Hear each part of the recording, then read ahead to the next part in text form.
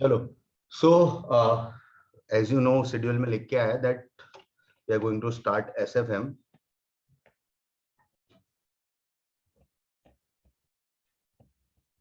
और first session है तो I will try to explain कि भाई कितने टॉपिक्स हैं। और जनरली है ना एसएफएम में एक सिस्टम रहता है कि we will try to bifurcate that chapters into two parts कि कौन से चैप्टर टेक्निकल है और कौन से मैकेनिकल है। टेक्निकल मींस आपको वहां पे वो कंसेप्चुअली लोडेड टॉपिक होंगे, ठीक है। मींस कंसंट्रेशन लेवल एक लेवल ऊपर रखना पड़ेगा। मैकेनिकल इज काइंड ऑफ क्या है कि एक बार एक्सप्लेन कर दिया देन इवेंचुअली वो सम पे सम करते जाओगे तो ज्यादा लोड नहीं आएगा, ठीक है। दो दो कैटेगरी में अपने इसको डिस्ट्रीब्यूट करते हैं सारे टॉपिक्स को। तो पहले मैं सारे टॉपिक्स लिख रहा हूँ जितने अपने टॉपिक है पूरे के पूरे एसएफएम में। आप इंडेक्स से मैच करोगे ना तो थोड़ा और लगेगा, बहुत सारे चैप्टर कॉम्बिनेशन में है। तो अगर इतनी चीजें जो मैं लिख रहा हूँ उतना कवर्ड हो जाता है, that means your 100% SFM is completed. एक है अपना पोर्टफोलियो मैनेजमेंट जो अपने आज से स्टार्ट करने वाले हैं। Second is mutual fund. Third जो है that is forex. Fourth derivative. ये है ना, इंटर में आपको बोला था कि you should have a demat account. तो अगर है डीमेट अकाउंट तो डेरिवेटिव में बहुत हेल्प होगा, ठीक है। आपको एक लेवल का कॉन्फिडेंस आएगा अगर अपने डीमेट अकाउंट है आपके पास। नहीं है तो आपको अब पता चलेगा कि उस टाइम जो कह रहे थे ना उसका क्या रिलेवेंस था। क्लियर है। डेरिवेटिव चैप्टर एंड देन एक है कैपिटल बजटिंग।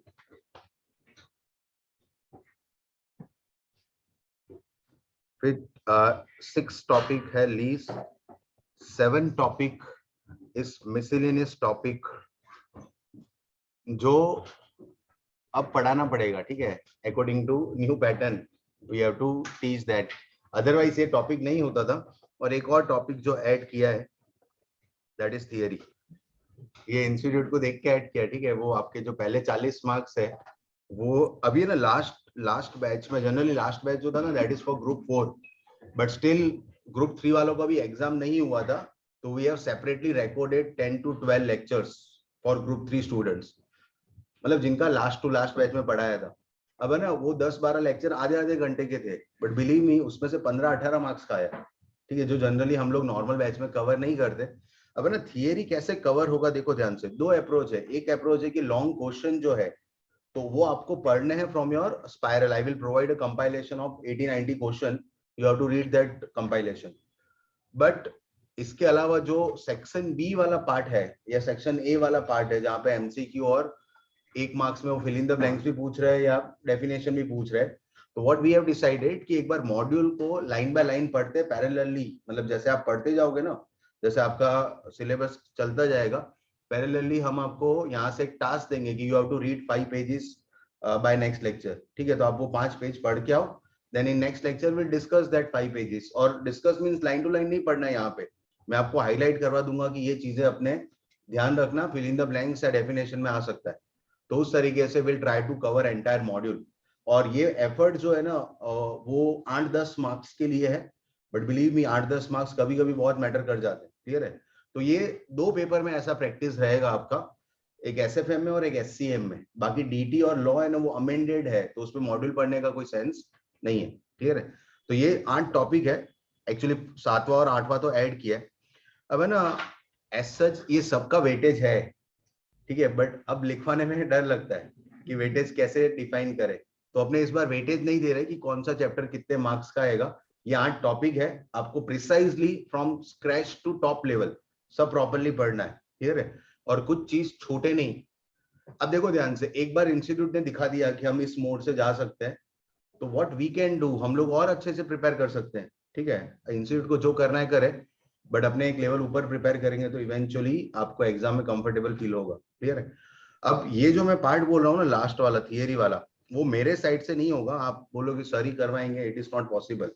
मैं आपको बोलूं कि आपको 4 पेज पढ़ने मतलब पढ़ने, फिर आप नहीं पढ़ के आए ना तो फिर नेक्स्ट लेक्चर में जो डिस्कशन होगा वो आपको ऊपर से जाएगा। और एक बार और भी बोल दूं मैं, अगर आपने एक बार मिस कर दिया ना, सपोज आपने पहली बार मिस कर दिया 4 पेज पढ़ना, तो फिर वो मिस होता ही रहेगा। तो इट इज बेटर कि अपने कंटिन्यूटी में उसको कंप्लीट करें, क्लियर है। अब है ना वो डेफिनेशन डिफाइन करना हो कि कौन सा टेक्निकल है और कौन सा लॉजिकल है, तो ये सॉरी टेक्निकल है और अपने मैकेनिकल है, ठीक है। मैकेनिकल मींस जहाँ पे ज्यादा आपको कंसेप्चुअली लोडेड नहीं होगा।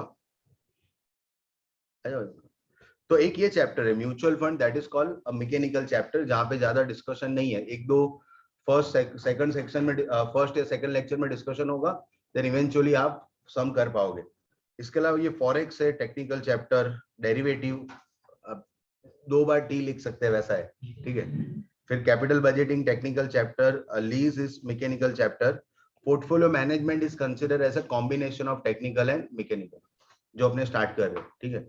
समझो तो बहुत टेक्निकल है, बट बहुत सारे लोग उसको मैकेनिकल मान के फॉर्मूला याद कर लेते हैं। I will try to explain each and every formula, eventually you have to consider कि भाई अपने क्या करना है, ठीक है। हाँ कह सकते हैं कि लोडेड होगा वो डिस्कशन, बट अगर आप पार्टिसिपेट करोगे तो वो काइंड ऑफ वैल्यू एडिशन है फॉर यू, क्लियर है।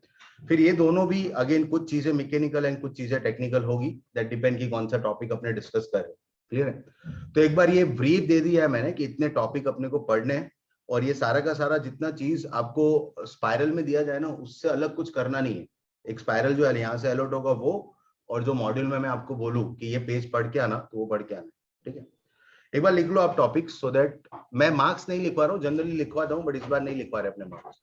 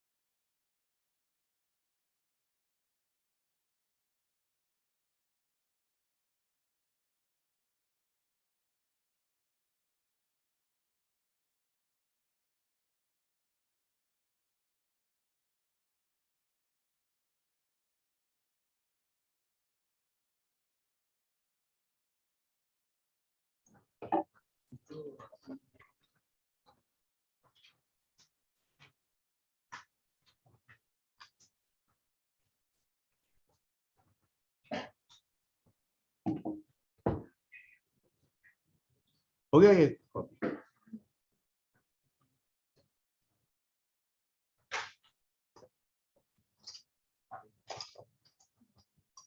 अब है ना मॉड्यूल में देखोगे तो कैपिटल बजटिंग एंड लीज वो एक ही स्टडी नोट में दिया हुआ है।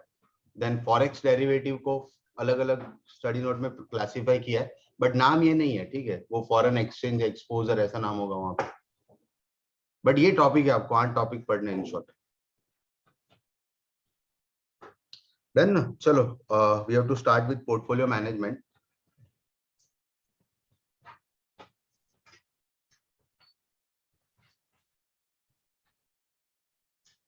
एक सम आप एक्सपेक्ट कर सकते हो, मिनिमम एक सम कि वो आएगा ही आएगा, अदरवाइज जनरली ये 15 मार्क्स का वेटेज का सम चैप्टर है, ठीक है, नॉर्मल नॉर्मल सर्कमस्टेंसेस में।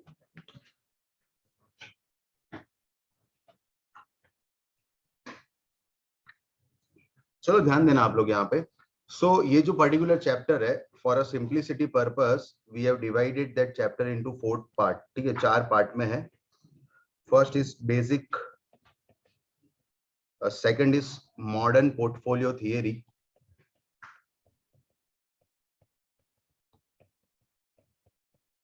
that is called MPT. Then third is capital market theory,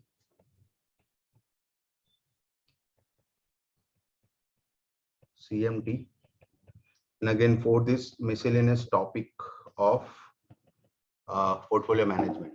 Then actually ना बेसिक जैसा कुछ होता नहीं है, बट है क्या कि ये जो थियरीज है, modern portfolio theory and capital market theory, वो कंसेप्चुअली इतना लोडेड है और उसके बैकग्राउंड में ना बहुत सारे कैलकुलेशन है, statistic calculation like mean, standard deviation, covariance, coefficient of variance, correlation. अब as such we can expect कि भाई आपको आता होगा, बट मेरे को ऑलवेज डाउट रहता है, ठीक है, कि कैलकुलेशन आपको आता है, शायद वो भी रिकॉल करना पड़ेगा, बट जो करेक्ट मीनिंग है ना ये सब टर्म्स का, वो शायद इतना क्लियर नहीं हो। So that's why we have design that basic part, जहां पे बेसिक डेटा ही कैलकुलेशन करना है, जिसके बेस पे हम लोग मॉडर्न पोर्टफोलियो थियरी और कैपिटल मार्केट थियरी को एक्सप्लेन कर पाएंगे, ठीक है। तो बेसिक में क्या कैलकुलेट करने वाले, first is mean, mean means average, ठीक है।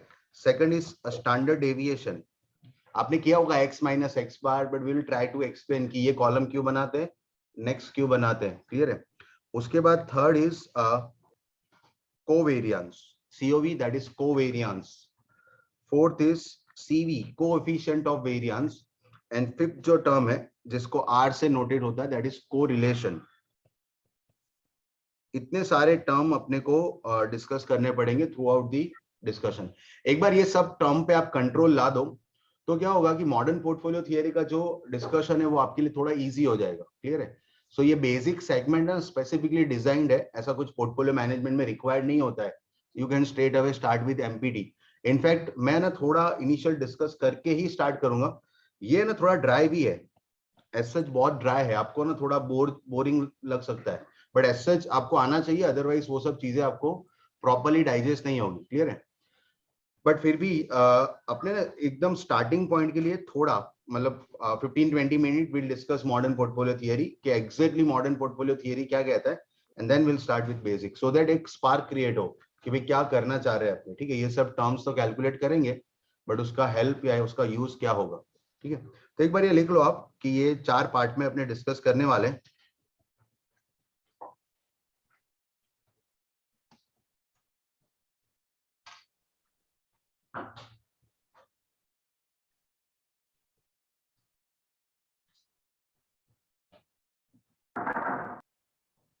ये दोनों थियरी है ना, ये इस दोनों को ना, एक तो मॉडर्न पोर्टफोलियो थियरी के बेस पे म्यूचुअल फंड इंडस्ट्री डेवलप हुआ है, जो म्यूचुअल फंड इंडस्ट्री डेवलप हुआ है ना, that is based on modern portfolio theory, और ये दोनों थियरी को नोबेल प्राइज मिला हुआ है।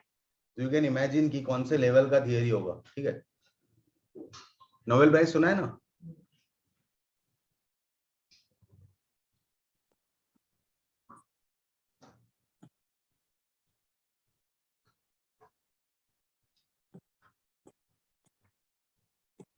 और ये सारे जो टर्म यहाँ लिखे हैं मैंने बेसिक्स में, वो पढ़े अपने ना 12th में, स्टैट्स और 90 मार्क्स वाला पेपर।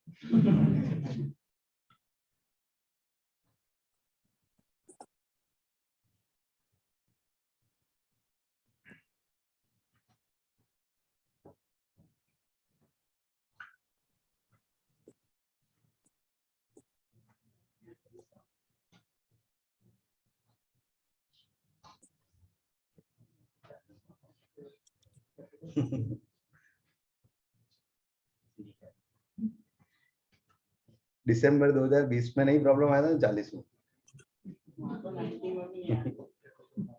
वो इस बार ना वो एवरेज आउट कर रहे हैं।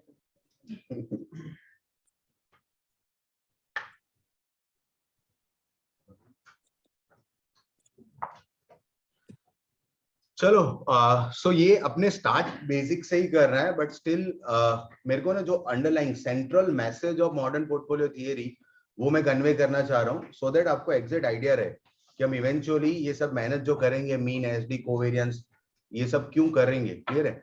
हम लोग लिखने नहीं वाले मॉडर्न पोर्टफोलियो थियरी का कुछ भी, but just we are discussing, ठीक है, कि चलो exact what is the centre theme और centre message of modern portfolio theory. एक बार ध्यान देना, चलो यहाँ पे आप लोग आई होप लिख लिया सबने, हाँ लिख लिया ना, ओके। सो मान लो एक स्टॉक ए है और एक स्टॉक बी है, इसका एक है एक्सपेक्टेड रिटर्न, दैट इज 10% और इसका एक्सपेक्टेड रिटर्न है 12। एक्सपेक्टेड रिटर्न कैसे निकलता है, तो बहुत सारे कैलकुलेशन है, ठीक है, वो इवेंचुअली आएगा। सबसे बेसिक कैलकुलेशन है कि भी पिछले सपोज आप कोई शेयर में इन्वेस्ट कर रहे हो and you want to calculate the expected return of that particular share, तो आप देखोगे पिछले 4-5 साल में ऐसे इसने कैसे परफॉर्म किया है, ठीक है। इस तरीके से एक रिटर्न निकलता है, that is called expected return. इसके अलावा बहुत सारे पैटर्न है, बट खैर वो अभी सिखाना नहीं चाह रहे कि एक्सपेक्टेड रिटर्न कैसे निकलता है, क्लियर है। एक और डेटा होता है दैट इज कॉल्ड रिस्क। अब ना रिस्क जो है इस पर्टिकुलर स्टॉक ए और स्टॉक बी में, अब रिस्क के भी बहुत सारे कैलकुलेशन है। जैसे अपने मॉडर्न पोर्टफोलियो थियरी करेंगे ना, तो वो रिस्क को कुछ और कहता है और सीएमटी रिस्क को कुछ और कहता है। Right now we are discussing modern portfolio theory. तो मॉडर्न पोर्टफोलियो थियरी का जो रिस्क है that is called standard deviation in your return. एक बार ध्यान से सुनना, मैं एक बार लिख देता हूं यहाँ पे। स्टैंडर्ड डेविएशन, लेट्स अज्यूम ये है 5% और इसका है 8। स्टैंडर्ड डेविएशन का मतलब क्या होता है, अभी अपने ना कैलकुलेट नहीं करवा पाएंगे, मैं आपको हिंट दे पाऊंगा। मान लो एक स्टॉक ए है जिसने पिछले 3 साल में इस तरीके से रिटर्न दिया है 5, 10 और 15, क्लियर है। स्टॉक बी का जो रिटर्न है वो था 9, 10 एंड 11। फॉरगेट अबाउट वेटेज, वैसे ट्रेंड में है, देखो रेट बढ़ रहा है तो ट्रेंड में है ना, जब एवरेज करने बैठे ना अपने तो वेट लगाने पड़ते हैं। एक बार उसको जाने दो साइड में, वेटेज एवरेज सिंपल एवरेज करे अपने, तो स्टॉक ए का 3 साल का एवरेज करो तो एक बार 10 आ रहा है। I hope you are getting that. 5 + 10 + 15 10 आ रहा है, और बी का कितना आ रहा है 10। दोनों का जो रिटर्न आ रहा है एवरेज 3 साल का वो आ रहा है 10। बट ए का जो स्टैंडर्ड डेविएशन है ना, ए में जो चेंज है, मूवमेंट जो है वो ज्यादा है compare to B. I hope you are getting that. A है ना 5 दे रहा है, 15 दे रहा है, 10 दे रहा है, वो 9, 10, 11। तो ऑन एन एवरेज दोनों में क्या आ रहा है 10% रिटर्न। बट अगर विदाउट कैलकुलेशन है, कैलकुलेशन करने के बाद निकाल पाएंगे वो अलग बात है। मैं बोल रहा हूँ without calculation you can feel that कि जो डेविएशन है ना वो ए में ज्यादा है कंपेयर टू बी। तो मॉडर्न पोर्टफोलियो थियरी इसी को रिस्क मानता है कि भाई आपका रिटर्न तो आएगा, चलो क्या गारंटीड, जैसे इसमें आप अगर अपने बोले कि ए में 10% रिटर्न आएगा, ठीक है, that is my expected return. कैसे निकाला, बोले पिछले 3 साल का एवरेज लिया। क्या गारंटीड है 10 आता है? Answer is no. 10 भी आता है, 5 भी आता है और 15 भी आता है।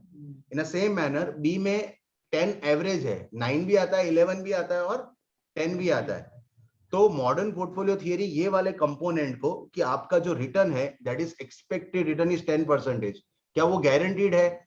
कोई भी रिटर्न गारंटीड नहीं होता अनलेस एंड अदरवाइज एफडी की बात करें, ठीक है, आरएफ की बात करें, तो रिटर्न कितना डेविएट हो सकता है, ठीक है, वो भी कैसे पता चलेगा? पास्ट रिकॉर्ड से ही पता चलेगा कि पिछले 5-10 सालों में कितना डेविएट हुआ है आपका रिटर्न। वो जो डेविएशन है जिसको अपने सोफिस्टिकेटेड लैंग्वेज में बोलते हैं standard deviation, and we have to calculate that, calculate भी करना है, उसी को मॉडर्न पोर्टफोलियो क्या कहता है? Risk of that particular investment. Clear है? मैंने कैलकुलेशन नहीं सिखाया है, I have just given a hint of HD, कि एचडी किसको बोलते हैं उसका हिंट है। Again we are going to calculate और ज्यादा अच्छे से डिटेल में उसको एक्सप्लेन कर पाएंगे। तो ऐसा बोला है कि ए का एक्सपेक्टेड रिटर्न इज 10 और वो डेविएट हो सकता है कितने परसेंटेज से? 5, and that is the risk of that particular investment. B का जो रिटर्न है वो कितना है 12 और वो डेविएट कितना हो सकता है 8। क्लियर है? Modern portfolio theory says that कि अगर आप ए में पैसा लगाते हो सिर्फ स्टॉक ए में, तो what you are going to receive और what you are going to earn 10%।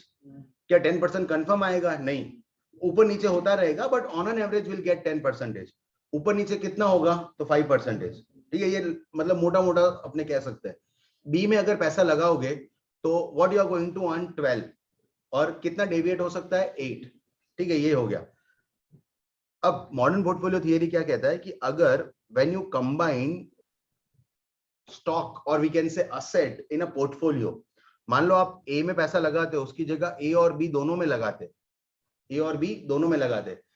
When you invest in more than one asset, एक असेट से ज्यादा असेट में इन्वेस्ट करते हो, that is called portfolio investment. वो फिर एक सिंगल इन्वेस्टमेंट नहीं है, ठीक है, वो पोर्टफोलियो इन्वेस्टमेंट है। तो empty says that when you combine assets, मैं स्टॉक की जगह असेट्स बोल रहा हूं because it is more appropriate language. आप है ना स्टॉक और स्टॉक को ऐड करो वो भी पोर्टफोलियो है, स्टॉक और गोल्ड को ऐड करो वो भी पोर्टफोलियो है, ठीक है, दोनों बात हो रही है। तो मैंने स्टॉक वर्ड नहीं यूज किया, क्या यूज किया? Assets. When you combine asset in a portfolio your risk get reduce. जब आप पोर्टफोलियो में असेट को कंबाइन करते हो ना तो आपका रिस्क कम होता है। ये वन लाइनर मैसेज है मॉडर्न पोर्टफोलियो थियरी का, जिसका मैथमेटिकल प्रूफ देने वाले अपने इवेंचुअली, क्लियर है। फिर भी मैं यहाँ पे थोड़ा बहुत अपने डिस्कस कर लेते हैं। मान लो आप ए और बी में कंबाइन करके पैसा लगाते हो, तो मॉडर्न पोर्टफोलियो थियरी के हिसाब से मैंने डिसाइड किया कि ए में 60% लगाएंगे और बी में लगाएंगे 40%। कोई भी आप वेट डिसाइड कर दो, कुछ फर्क नहीं पड़ता, ठीक है। मैंने एक शेयर में पैसा लगाने के बदले क्या प्रीफर किया है कि पोर्टफोलियो में पैसा लगाना है। ए में 60, बी में 40, आप रिवर्स भी कर सकते हो, आपका मन, ठीक है।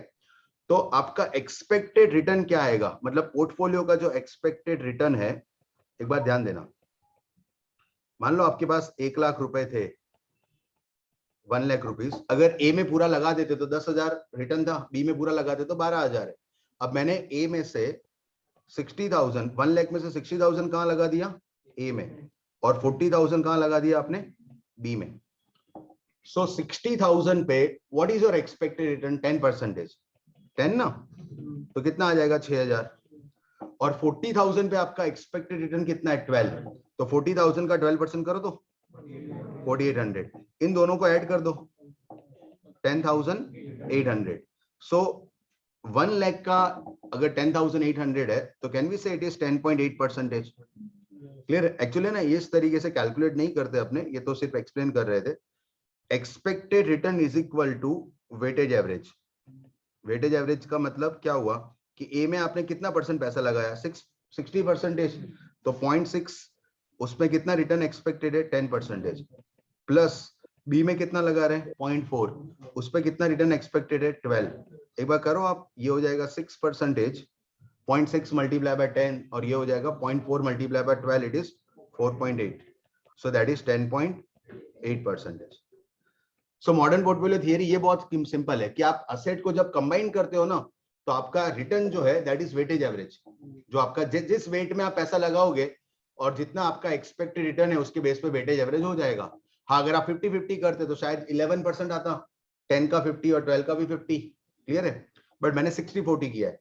बट इंपॉर्टेंट लाइन सुनना ध्यान से, जो रिस्क है ना, risk means what, standard deviation in your return, ये रिस्क है आपका 5 and 8। तो रिटर्न जो है वो क्या आएगा, वेटेज एवरेज, बट जो रिस्क है that means standard deviation, that will be less than weightage average, that will be less than weightage average। weightage average क्या होता है, ध्यान दो, इसका 5% का 6.6 से मल्टीप्लाई और इसका 0.4 से मल्टीप्लाई, एक बार करो तो 5 का 0.6 मतलब ये क्या हो गया 3%, और 8 का 0.4 मतलब 3.2, तो weightage average क्या आ रहा है 6.2। तो एमपीटी यही कहता है कि रिस्क, आप जब असेट को कंबाइन करते हो, एक पोर्टफोलियो में इन्वेस्ट करते हो ना, तो रिटर्न वेटेज एवरेज मिलेगा, बट जो रिस्क है वो वेटेज एवरेज से कम मिलेगा, क्लियर है। तो अभी कितना है अपना 6.2 आया वेटेज एवरेज, तो expected risk that is standard deviation that will be less than, ध्यान देना, लेस देन 6.2%, ठीक है, 6.2 से कम होगा, इट इज कंफर्म, क्लियर है। ये सेंट्रल मैसेज है। अब एक और चीज ध्यान देना, 6.2 की जगह पहले ये बोलो ना, रिस्क जितना ज्यादा हो उतना अच्छा कि कम हो उतना अच्छा, कम हो उतना अच्छा ना। ऑब्वियसली अगर मैं आपको ये दोनों में से एक स्टॉक को चूज करने को बोलूंगा कि दोनों का एक्सपेक्टेड रिटर्न 10 है, ठीक है, ए का भी 10 है और बी का भी 10 है, तो as a rational investor you should choose B, क्योंकि बी में वॉलेटिलिटी कम है। मेरे को 9, 10, 11 है, तो अगर वर्स्ट ईयर भी हुआ ना तो आई विल गेट 9%, ठीक है, और बेस्ट ईयर हुआ तो 11, on an average I will get 10, और ए में भी on an average I will get 10, on an average ही देखना है ना आपको। सो हर कोई ये चाहता है as a rational investor, they want to reduce their risk, clear है। तो मॉडर्न पोर्टफोलियो थियरी तो रिस्क रिड्यूस ही करके दे रहा है कि वेटेज एवरेज नहीं, आपको रिटर्न, आपका जो रिस्क है वो वेटेज एवरेज से कम आएगा। अब कितना कम आएगा ना, ध्यान दो, 6.2 कैन बी रिड्यूस टू 5%, ठीक है, और it can be reduce to 4%, even it can be reduce to 0%। 6.2 से कम होना है वो कंफर्म है, वो 5 भी हो सकता है, 4 भी हो सकता है, 0 भी हो सकता है, दैट डिपेंड, सुनना ध्यान से, किस पे डिपेंड करता है कि आप जो दो असेट को मर्ज कर रहे हो ना, ए और बी को जो मर्ज कर रहे हो, एक पोर्टफोलियो बना रहे हो, वो दो असेट में कोरिलेशन क्या है, ठीक है, कोरिलेशन क्या है, दैट इज मोस्ट इंपॉर्टेंट। ए और बी में what do you mean by correlation, correlation मतलब आपका जो भी intuition, I am not saying कि आप परफेक्ट बोल दो कोरिलेशन का मीनिंग, बट आपको जो भी मन में आपको पहला कोरिलेशन सुन के कुछ तो इंट्यूशन आता है ना, what do you mean by correlation? हाँ, एक चीज सबको पता होती है कि range of the correlation is -1 to 1। ये मतलब बचपन में पढ़े अपने, ठीक है, याद नहीं है तो मैंने अभी बोल दिया कि -1 to 1 is a range of correlation. और क्या पता है आपको याद आ रहा है? मतलब मार्केट में जैसा परफॉर्म कर रही है वो असेट की, ये दोनों असेट साथ में हम लाते हैं तो एक असेट के डेविएशन से दूसरी असेट पे इफेक्ट पड़ता है कि नेगेटिव या पॉजिटिव, क्या इफेक्ट पड़ता है? वो effect of change in one product relation between two variable, ये तो रटा रटा है। गोल्ड ऊपर जाता है, मैं बहुत सिंपल, हाँ बोल गोल्ड ऊपर जाता है, मार्केट नीचे होता तो गोल्ड ऊपर जाता है, तो वो रिवर्स होता तो हेज कर देता है। मतलब ये एक मतलब एकदम लो लेवल पे समझाना हो तो जनरली मार्केट में एक मिथ है, ये दैट इज अ मिथ। हाँ, मतलब ये कोई प्रूवन चीज नहीं है कि गोल्ड ऊपर जाता है तो मार्केट नीचे जाता है।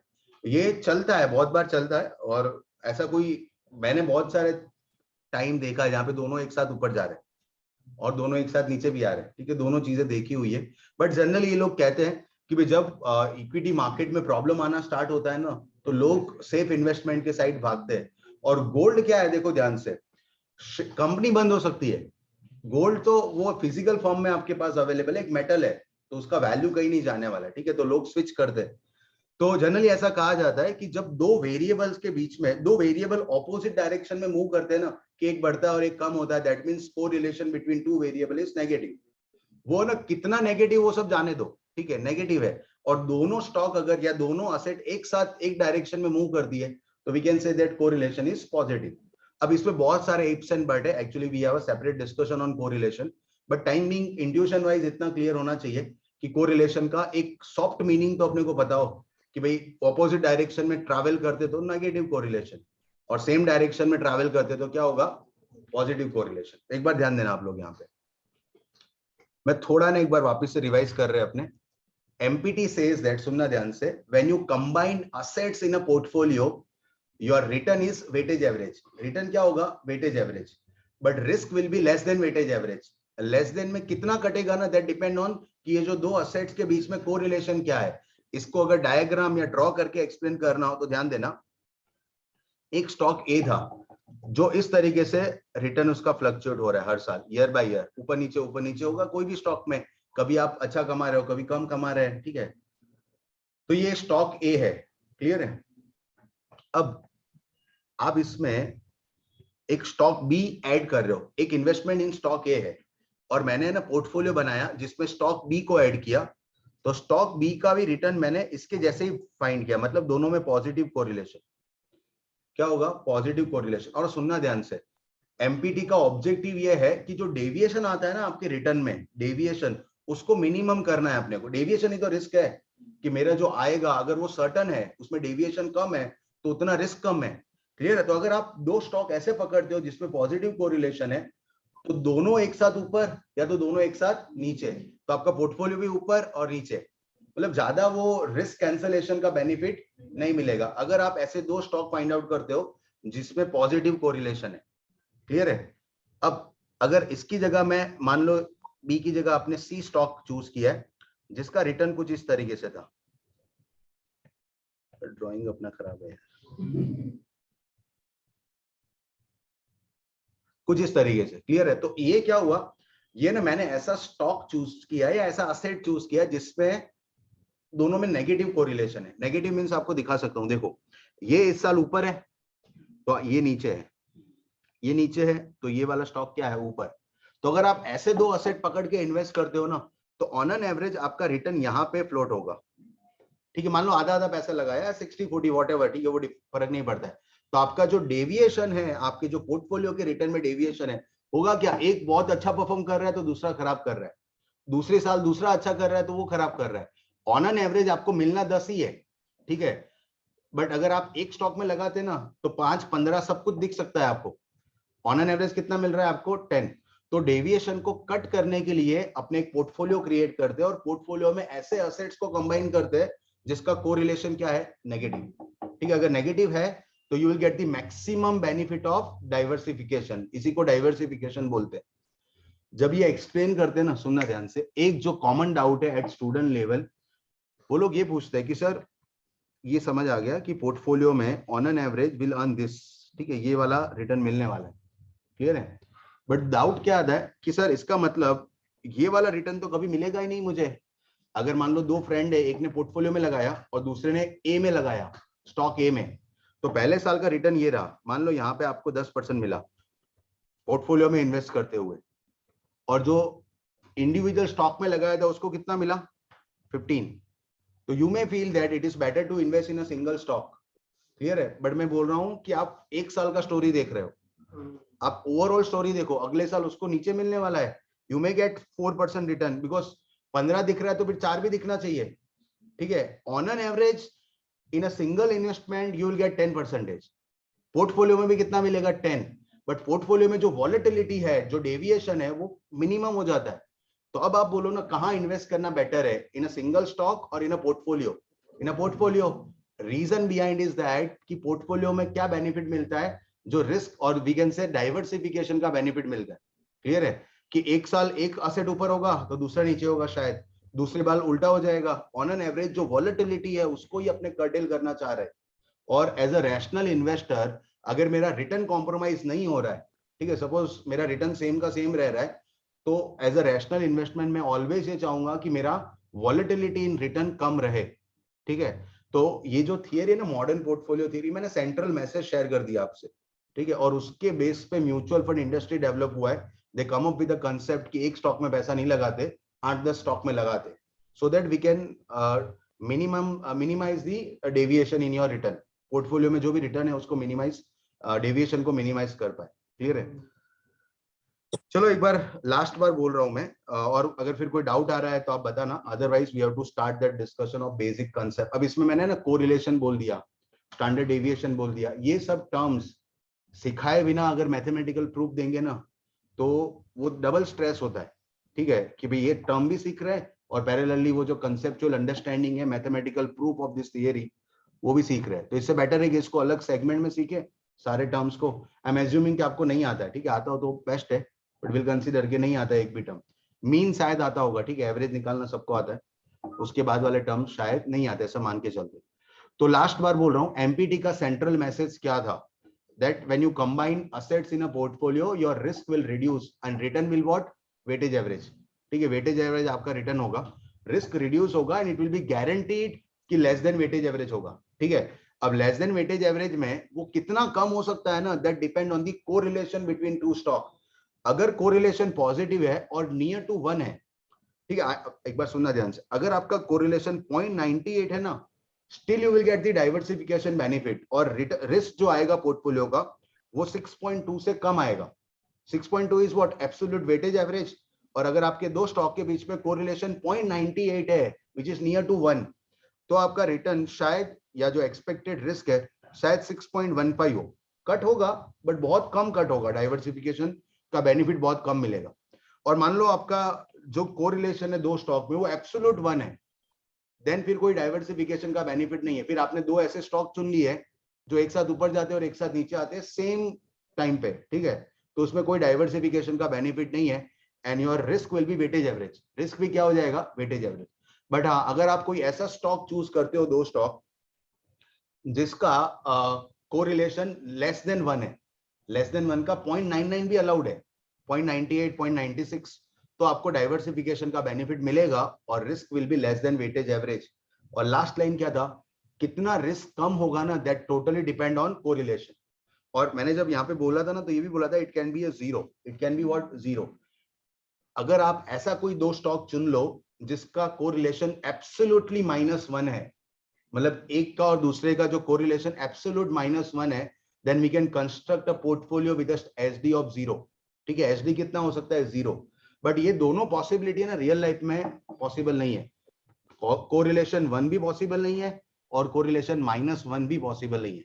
एकेडमिकली पॉसिबल है, ठीक है, हम लोग अपने वो सम पूछते हैं कि construct a risk free portfolio considering correlation between two stock is -1, considering, ठीक है, क्योंकि वो तो लिखने में क्या जाता है, बट रियल लाइफ में आप दो स्टॉक जिसका कोरिलेशन -1 हो, ऐसा कोई स्टॉक ही नहीं है, क्लियर है। वो एक आध 6 महीने के लिए हो सकता है कि उन्होंने ऐसे बिहेव किया हो, बट लॉन्ग रन में आप 5-6 साल का जब स्टडी करोगे तो ऐसे दो स्टॉक नहीं मिलेंगे जो एब्सोल्युटली नेगेटिवली कोरिलेटेड हो या एब्सोल्युटली पॉजिटिवली कोरिलेटेड हो। तो academically -1 and 1 is possible, but overall वो पॉसिबल नहीं है रियल लाइफ में। ठीक है, अब कोई डाउट हो तो बोलो आप लोग। और ये लिखना नहीं है, अगेन जब अपने मॉडर्न पोर्टफोलियो थियरी डिस्कस करेंगे at that time will write that. ठीक है, मैंने जनरली इसलिए एक्सप्लेन किया बिकॉज आई फील कि अगर वो स्ट्रेट अवे स्टार्ट करते ना तो थोड़ा बोरिंग जैसा है, तो एग्जैक्ट स्पार्क क्रिएट हो जाए कि एमपीटी में ये है, और फिर अपने वो एक एक चीज को डिस्कस करते जाए। कोई कंफ्यूजन हो तो बोलो आप लोग, और कोई टर्म्स अगर नहीं समझ आए यू कैन आस्क।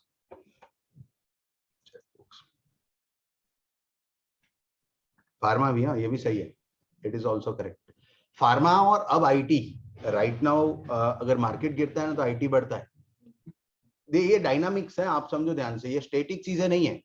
ठीक है, ये गोल्ड और ये बहुत सालों से चल रहा है। फिर ये फार्मा और मार्केट, ठीक है, ओवरऑल मार्केट वर्सेस फार्मा ये भी चल रहा है। अब लेटेस्ट डेवलपमेंट ये है कि अगर मार्केट गिरा ना तो मोरलेस क्या रीजन हो सकता है कि भाई कोविड के केसेस कहीं बढ़ गए, जैसे ही कोविड के केस बढ़े मींस आईटी वालों को फायदा होगा। क्लियर है, तो वो अभी ऑपोजिट, अब आज भी या जिस दिन मार्केट का 4 दिन पहले बहुत बड़ा करेक्शन था, at that time IT was out perform. ठीक है, मतलब ऐसा नहीं कह रहा हूं कि आईटी नेगेटिव नहीं था, बट अगर मार्केट 2% नीचे था तो आईटी 0.25% ही नीचे था। ठीक है, और जब रिकवरी स्टार्ट हुई मार्केट में तो आईटी ने ही लीड किया, क्योंकि अभी वही है, ठीक है, कि सबसे ज्यादा जो इन्वेस्टमेंट हो रहा है वो आईटी सेगमेंट में ही हो रहा है। ठीक है, और दूसरा ये फार्मा सेगमेंट में हो रहा है। ठीक है, अभी आप आईपीओ निकाल के देखो, 2 ही मतलब 10 आईपीओ आए ना तो उसमें से 8 आईपीओ ये 2 कैटेगरी के होंगे, या तो फार्मा का होगा या तो आईटी का होगा। ठीक है, क्योंकि उनकी वैल्यूएशन रॉकेट आई है। वो जो वैल्यूएशन अभी मिल रहे हैं ना उनको, शायद 2-4 साल के बाद जब स्टेबिलिटी आ जाएगी 1-2 साल के बाद नहीं मिलेगा। और आईपीओ कब लाया जाता है? जब वैल्यूएशन हाई हो। मेरी चीज के वैल्यू 100 है और आज कोई 150 दे रहा है तो मैं बेच दूंगा ना। तो आईपीओ उसी टाइम आता है जब वैल्यूएशन हाई है। खैर, जब वो टेक्निकल एनालिसिस वाले लोग हैं ना, ऐसा भी कहते हैं कि जब जब मार्केट में ज्यादा आईपीओ आएंगे ना, दैट मीन्स ये अपने हाई पे है। ठीक है, क्योंकि आईपीओ लाने वाले लोग कौन? जो प्रमोटर्स है, और ऑब्वियसली उनको आपसे ज्यादा पता है, मतलब रिटेल पार्टिसिपेंट से ज्यादा पता है उनको। तो वो आईपीओ का मतलब क्या होता है? मैंने कंपनी स्टार्ट की थी, ठीक है, अब मैं अपनी कंपनी का स्टेक मार्केट में बेच रहा हूँ पब्लिक को, तो मेरे को तो ज्यादा पता होगा ना कंपनी का, और मैं आपको बेच रहा हूँ ना, दैट मीन्स मेरे को ऐसा लग रहा है कि ये वैल्यूएशन बहुत सुपर्ब है, इससे बेटर वैल्यूएशन मेरे को नहीं मिलने वाला है, तो बेच देते हैं। ठीक, चलो कोई डाउट नहीं है ना? मैं सर ये क्लियरली दोनों साइड से अपने बेनिफिट में है।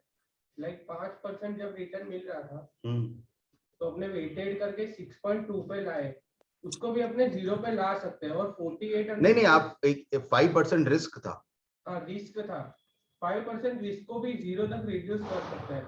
और एक चीज गारंटीड है कि 8 का तो अपने को 6.2 गारंटी होकर मिल रहा है, तो दोनों साइड से अपने फायदे में हुए ना, तो फिर सीएमपी क्यों आया? सीएमपी वो उसका एडवांस वर्जन है, बिकॉज अभी है ना, वो बोल देता हूँ। अब मैंने क्या बोला कि modern portfolio is consider risk as a standard deviation, that is wrong measure of risk. वो करेक्ट मेजर नहीं है। ठीक है, उसको एडवांस की करके सीएमडी आया। ठीक है, वो जब आएगा तब डिस्कस करेंगे। टाइम बिंग क्योंकि आप है ना स्टैंडर्ड डेविएशन नहीं पता अपने को, बहुत सारा चीज, एक टर्म सुना सिस्टमेटिक रिस्क, अनसिस्टमेटिक रिस्क, वो अपने पढ़ा होगा इंटरमीडिएट में, ये वर्ड कहीं ना कहीं तो आया है, और नहीं भी आया तो अभी आ जाएगा। ठीक है, और ये एक्सप्लेनेशन है वहां पे कि भाई यहाँ पे एसडी इज अ रिस्क, और जो सीएमटी है वहां पे बीटा इज अ रिस्क। ठीक है, दोनों चीज में बहुत बड़ा डिफरेंस है, बट खैर अभी डिस्कस करना बेटर नहीं है। और कुछ किसी को पूछना हो तो बोलो। एक किसी को ऐसा लग रहा है कि सर ए में इन्वेस्ट करते हैं तो 5% ही रिस्क था, अब तो पोर्टफोलियो में करवा दिए, वहां पे 6.2 है। 6.2 तो वेटेज एवरेज किया मैंने, उससे कम होगा। मैंने ऐसा नहीं बोला कि 5 से कम होगा, एक बार सुनना ध्यान से, मैंने क्या बोला? 6.2 से कम होगा। तो आपको ऐसा डाउट नहीं हो रहा है कि इससे बेटर है कि ए में ही पैसा लगाए, क्योंकि ए में तो रिस्क 5 है। सामने रिटर्न की मतलब हाँ, आप देखो ध्यान से, अगर 10% कमाना है तो 5% रिस्क है। मैंने डेटा भी एब्सोल्युटली परफेक्ट रखा है। अगर आपको ज्यादा रिटर्न कमाना है, सपोज यू आर एक्सपेक्टिंग 12, तो ऑब्वियसली उसका रिस्क ज्यादा ही होगा। In a normal circumstances risk and return go hand to hand. ठीक है, अगर आप रिस्क बढ़ा रहे हो तो रिटर्न भी बढ़ेगा। पोर्टफोलियो का रिटर्न जो है वो है 11 पॉइंट समथिंग, सॉरी 10.8, और पोर्टफोलियो का जो रिस्क है वो 6.2 से कम होगा। तो आई थिंक ये आपको बहुत क्लैरिटी होना चाहिए कि एक चीज वेटेज एवरेज हो रही है और दूसरी चीज वेटेज एवरेज से कम हो रही है। तो ये चीज ऑब्वियस है, ये बेटर चीज है क्योंकि अपने डाइवर्सिफिकेशन का बेनिफिट मिल रहा है, ठीक है। If you are comparing with 5 तो रॉन्ग अंडरस्टैंडिंग है, ठीक है, वो गलत मैसेज जा रहा है। 5 के साथ कंपेयर नहीं करना चाहिए, 5 के साथ कंपेयर करो फिर 10 के साथ करो उसको, ठीक है। 10.8 को क्यों देख रहे हैं अपने, क्लियर है, डन ना। और कोई डाउट है किसी को? नहीं, चलो तो आप बेसिक में हेडिंग लगा देना, कैलकुलेशन ऑफ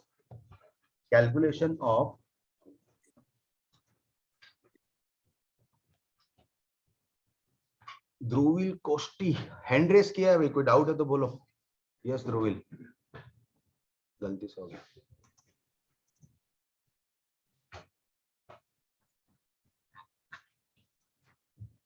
ओके चलो नेक्स्ट अब लिखना बेसिक में कैलकुलेशन ऑफ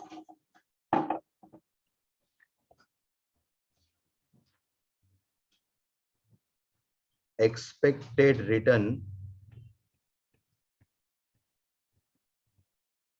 and risk।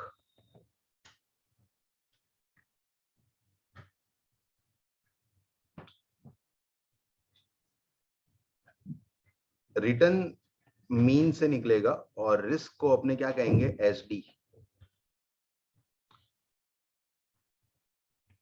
अब यहाँ पे अगर यहाँ नहीं लिखना हो तो इसके नीचे लिख लो, रिटर्न कैसे निकलेगा, मीन मीन्स एवरेज और return SD standard deviation.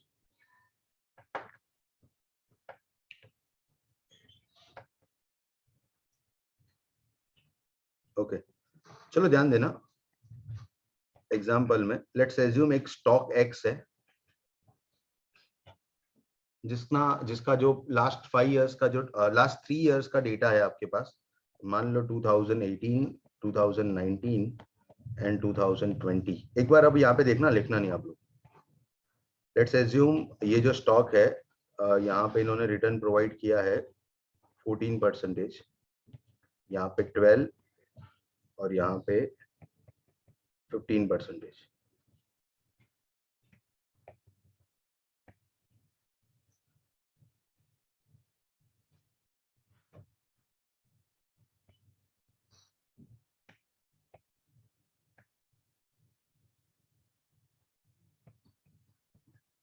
Okay 13%, ठीक है। ये पिछले 3 साल का डेटा है।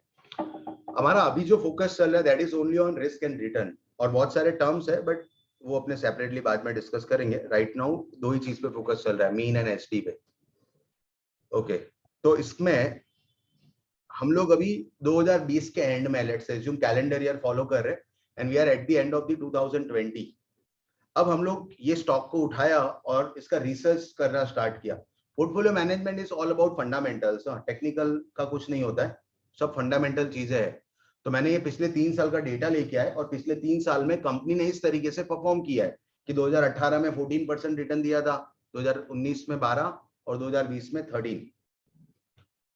रिटर्न का मतलब क्या हुआ, आपके कोई स्टॉक में आई am saying I have got 14% return, what it mean, मतलब 14% कैसे कैलकुलेट होता होगा?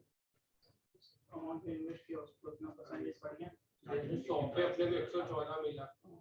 मतलब कैसे मिलता है, आप शेयर में पैसा लगाते हो तो एज अ इक्विटी इन्वेस्टर दो ही चीज है, either you will get in form of dividend और इन अ प्राइस एप्रिसिएशन।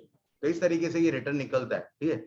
इसके पीछे वाला जो भी मैं बोल रहा हूँ ना वो कैलकुलेशन भी है ही, वो आपको करना है, बट वो अपने देखते हैं नेक्स्ट 1-2 सम के बाद, ठीक है। तो इस तरीके से अपने इसको उठाया है और अपना अभी जो फोकस चल रहा है for fundamental analysis to calculate 2 things, risk and return parallelly, clear है।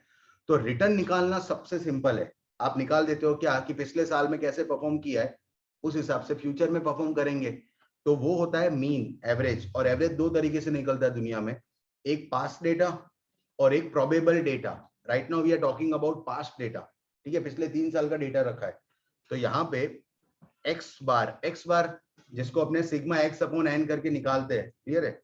तो सिग्मा एक्स अपॉन एन, ये सिंपल एवरेज ही है। करो तो 12 plus 14 plus 12 plus 13 divided by 3, 13। मतलब ये सिग्मा एक्स क्या था, 39% डिवाइडेड बाय 3 किया तो ये क्या आया 13%। ये अपना काम हो गया, रिटर्न निकाल दिया आपने, expected return is already calculated, clear है। अब क्या 13 हर बार मिलेगा? आंसर इज नो, वो डेविएट होता रहता है, क्लियर है।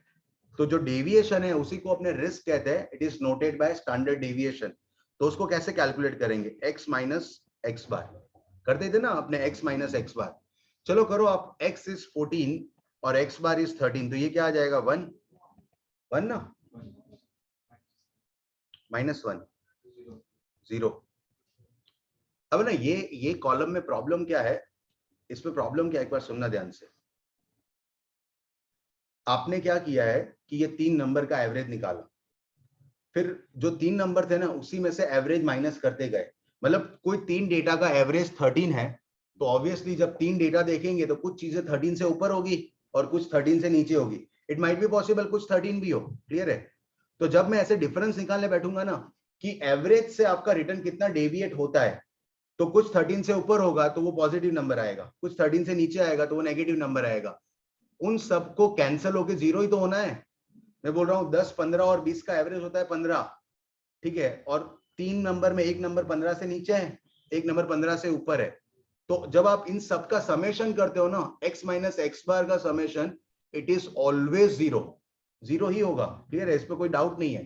क्योंकि मैंने एक एवरेज को पकड़ा है और एवरेज में से सब चीजें हटा के जा रहे हैं, तो कुछ एवरेज से ऊपर होगा वो पॉजिटिव होगा, कुछ एवरेज से नीचे वो नेगेटिव होगा, उसका समेशन ऑलवेज 0 आना है। तो ये अपने ऑलवेज 0 होता है। तो ये 0 है, इसी के कारण एक और टर्म आया कि भाई ये प्लस माइनस का झमेला हटाओ। तो उसके लिए क्या करते हैं अपने, x minus x bar raise to 2, कि प्लस माइनस में तो कट जाता है, सब 0 हो जाता है। इसका मतलब क्या डेविएशन 0 है? आंसर इज नो, डेविएशन 0 नहीं है, ठीक है, वो तो प्लस माइनस में सब कैंसिल हो गया। तो उस प्लस माइनस को हटाने के लिए next term is what, x minus x bar square. जैसे आप स्क्वायर करते हो ना तो चीजें प्लस माइनस कट हो जाती है, ठीक है, प्लस माइनस से फिर एब्सोल्युटली सब पॉजिटिव हो जाता है। तो 1 का स्क्वायर क्या हो जाएगा? 1। एक्चुअली इस बार 1 आया, अगर 2 होता तो फिर वो इंपैक्ट ज्यादा दिखता आपको। -1 का स्क्वायर क्या हो जाएगा? 1। और 0 का स्क्वायर, डाउट नहीं है ना किसी को? ओके, तो ये क्या हो गया आपका? 2 हो गया ना। ये टोटल डेविएशन है कि एवरेज ऑफ डेविएशन है? वापिस से बोल रहा हूँ, ध्यान से देख लो। ये जैसे 13% जो था, 13% वो एवरेज है कि टोटल है? एवरेज, क्योंकि डिवाइड बाय 3 किया है। इन अ सेम मैनर ये जो 2 आया वो एवरेज डेविएशन है कि टोटल डेविएशन है? Total deviation. ये टोटल है। आपने क्या किया कि भाई पहला टर्म कितना डेविएट हुआ? 1, दूसरा टर्म कितना डेविएट हुआ? 1, तीसरा कितना हुआ? 0, और उन सबका टोटल कर रहे हो। तो ये जो 2 है उसको आप जब डिवाइडेड बाय 3 कर देते हो ना तो वो एवरेज डेविएशन हो जाता है, क्लियर है। अभी इसमें एक दो चीजें और है, एक बार ध्यान देना, जो जनरली लोग इग्नोर करते हैं, एकदम ध्यान देना आप लोग। ये क्या था? 1%, क्लियर है। 1% का स्क्वायर हुआ 1, बट परसेंटेज का स्क्वायर हो जाता है percentage square, it is not 1%। Make sure कि आप इसको ध्यान दो। x माइनस एक्स बार का जब स्क्वायर करते हो ना तो वो परसेंटेज में आंसर नहीं आता, वो आंसर आता है परसेंटेज स्क्वायर में। बोले सर क्या फर्क पड़ता है? बहुत फर्क पड़ता है, ठीक है। अपने जब परसेंटेज बोलते हैं ना, दैट मीन्स उसके डिनोमिनेटर में 100 है। 1% और 1 दोनों में चीजों में डिफरेंस है ना, वैसे ही परसेंटेज और परसेंटेज स्क्वायर दोनों में डिफरेंस है। I hope you are getting that. I am saying what is the square of 1%। तो 1 का स्क्वायर तो 1 होता है, बट परसेंटेज का स्क्वायर क्या हो जाएगा? Percentage square. तो इन सेम मैनर यहाँ पे भी क्या आ जाएगा? Percentage square. और इस सब का समेशन, ध्यान देना, इस सब का summation x minus x bar square is equal to 2% square, and that is not an average. ये एवरेज नहीं है अभी भी, जैसे 13 एवरेज है ना वैसे ये अभी एवरेज नहीं आया है। तो एक टर्म होता है स्टैंडर्ड डेविएशन से पहले, एक टर्म आता है दैट इज कॉल्ड वेरियांस, ठीक है। एसडी निकालने से पहले एक टर्म क्या आता है? वेरियांस। और वेरियांस का नोटेशन ये है, ठीक है। स्टैंडर्ड डेविएशन का नोटेशन क्या है? ये दैट इज सिग्मा, सिग्मा ना। तो ये क्या होता है? दोनों सिग्मा है।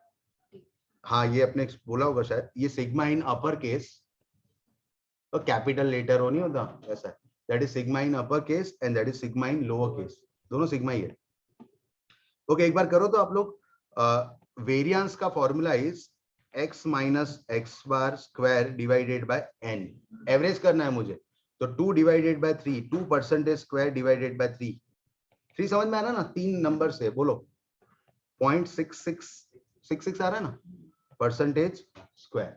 ये जो आंसर आया 0.66% square, that is a variance of your return. मतलब ध्यान देना, आपका रिटर्न है 14, 12 एंड 13, ठीक है, दैट उसका एवरेज क्या आ रहा है 13, और क्या वो हर बार सेम आएगा? नहीं, वो डेविएट होगा, और उसका वेरिएंस क्या है 0.66% स्क्वायर। एज सच वेरिएंस में कोई प्रॉब्लम नहीं है, एक्सेप्ट एक प्रॉब्लम क्या, ध्यान देना, मैं आपको ये बोल रहा हूं कि आपका रिटर्न है ना वो 13% है, 13% है। फिर आपने पूछा क्या वो कांस्टेंट रहेगा कि डेविएट होगा, मैंने बोला डेविएट होगा। तो आपका सेकंड क्वेश्चन आया कितने से डेविएट होगा, और मैं आपको ये बोल रहा हूं 0.66% स्क्वायर से डेविएट होगा। तो ये दोनों में ना पैरिटी नहीं है। आपका रिटर्न किस में कोट हो रहा है? परसेंटेज टर्म में, and your variance is quoted in terms of percentage square. तो उसको एक स्टेप आगे लेके गए, and we have calculated standard deviation. Standard deviation will provide answer in terms of percentage, ठीक है। आंसर किस में आएगा? परसेंटेज में, और मेरे को परसेंटेज में चाहिए बिकॉज मेरा जो रिटर्न था वो किस में कोट होता है? परसेंटेज में कोट होता है। तो next step is that standard deviation, वो होता है स्क्वायर रूट ऑफ वेरिएंस का स्क्वायर रूट। तो आप करो ना यहाँ पे स्टैंडर्ड डेविएशन में क्या होगा 0.66% स्क्वायर, 0.66 का स्क्वायर रूट निकालो 0.8124, और परसेंटेज स्क्वायर का स्क्वायर रूट करते हैं ना तो दैट इज परसेंटेज, ठीक है। कोई भी मतलब आपके पास 100 स्क्वायर का मैं स्क्वायर रूट करूं तो 100 ही होगा ना, वैसे परसेंटेज स्क्वायर का स्क्वायर रूट क्या हो जाएगा? परसेंटेज। तो ये जो आंसर आया ना that is what standard deviation. अब इंटरप्रिटेशन समझो ध्यान से, मैं आपको ये बोल रहा हूं कि आपका ये अगर आप स्टॉक एक्स में पैसा लगाते हो then your expected return is what 13%, आप 13% कमाओगे। क्या हर बार 13 कमाएंगे? नहीं, इट विल डेविएट, और जो डेविएशन होगा एक्चुअली वो भी कांस्टेंट नहीं होता है कि हर बार 2% से डेविएट होगा, ऐसा नहीं। जो डेविएशन होगा ना, अब ध्यान से सुनना, उसका भी एवरेज है 0.8124। I hope exact message convey हो रहा है। आई एम नॉट सेइंग कि डेविएशन हर बार 8124 होगा, शायद कुछ बार 1% से हो, कुछ बार 2% से हो, कुछ बार 3% से हो, बट जब सबका एवरेज करते हैं ना, जैसे 13% क्या है? एवरेज ऑफ रिटर्न, वैसे 0.8124 is what average of deviation, that is the exact meaning of standard deviation. एक बार वापस से सुन लो, x जो है दैट इज रिटर्न, उसको आप एवरेज निकाल देते हो ना दैट इज x बार, ठीक है, वो सिग्मा x अपॉन n से आ जाएगा 13%। तो ये एक चीज तो आ गई, expected return is already calculated. फिर मुझे जो इसका डेविएशन निकालना है, तो first term is x minus x bar. What is the limitation of that term? जब आप टोटल करोगे तो कैंसिल होके 0 हो जाएगा, तो मेरे को 0 नहीं लाना है, तो मैंने उसको स्क्वायर कर दिया सो दैट वो प्लस माइनस का झमेला जाए। उसको हटाते ही you have got what 2% square. ये इंपॉर्टेंट था क्योंकि वो नेक्स्ट स्टेप करते हैं ना, उसमें ये इंपॉर्टेंट है। You are not getting 2%, even though 12th में आपने 2% ही लिखा होगा, ठीक है, बट इट इज 2% स्क्वायर। फिर क्या हुआ कि दैट इज द वेरिएंस, उसका एवरेज कर दिया तो 0.66 आया। प्रॉब्लम क्या था? वेरिएंस और रिटर्न जो है वो दोनों में पैरिटी नहीं है, एक परसेंटेज में कोट हो रहा है, दूसरा परसेंटेज स्क्वायर में कोट हो रहा है। तो उसको दोनों में पैरिटी लाने के लिए आपने क्या किया, जो परसेंटेज स्क्वायर था उसको कन्वर्ट कर दिया किस में? परसेंटेज में। तो 0.66 का स्क्वायर रूट किया विच इज व्हाट 0.8124, ठीक है, और परसेंटेज स्क्वायर था, स्क्वायर रूट में डालते ही वो ऑटोमेटिक परसेंटेज हो जाएगा। अब एग्जैक्ट मीनिंग आ गया कि on an average I will gate 13%। हाँ, वो रिटर्न डेविएट होगा, और जो डेविएट होगा ना उसका एवरेज है क्या 0.8124। ये जो लास्ट में बोला ना, it is not required for your examination, ठीक है, कि ये एवरेज है डेविएशन का, वो मुझे पता चलना चाहिए, it is not required. In fact इतना सारा क्लैरिटी रिक्वायर्ड भी नहीं है फॉर एग्जामिनेशन, बट अगर पढ़ रहे हैं तो पता हो तो बेटर है। क्लियर है? अभी है ना, किसी को डाउट हो तो बोलो, otherwise you have to calculate one sum. ये नहीं लिखना अपने को, आपको कैलकुलेट करना है। किसी को डाउट आ रहा है? नहीं आ रहा है ना? चलो एग्जांपल लिखो एक।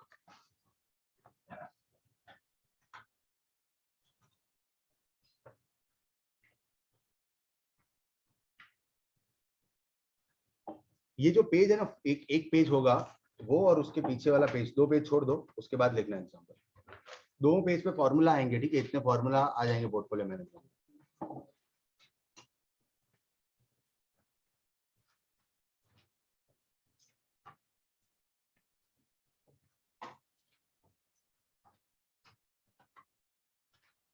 calculate expected return and risk of stock year 2090, 2020, 2021, return 13%, 15%, and 13%, 5%, and 12%. Done.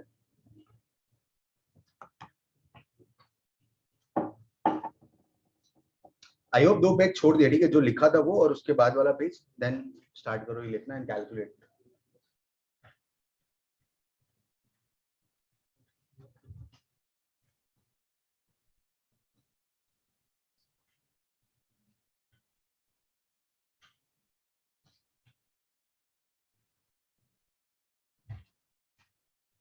ये जो कैलकुलेशन है ना, उस पर कंट्रोल चाहिए ही चाहिए, ठीक है. अपने अगर वो स्टार्ट कर दिया डिस्कशन तो फिर ये रह जाएगा.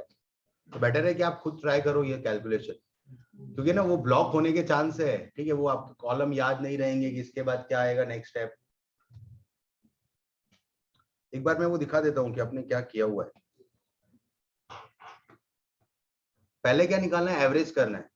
फिर फर्स्ट कॉलम क्या है, x माइनस एक्स बार. आप ना ये याद रखोगे ना, ये डिस्कशन ही इसलिए बिकॉज आपको मेमोराइज नहीं करना पड़े टेबल, वरना आपने याद नहीं करते थे कि ये ऐसा सम आया तो इतने कॉलम का टेबल बनेगा. वैसा ही होता था ना कि 8 कॉलम का टेबल, 6 कॉलम का टेबल. बट वो आप याद कर लो ना कि एग्जैक्टली लॉजिक समझ लो कि ये नेक्स्ट कॉलम क्यों बनाना है.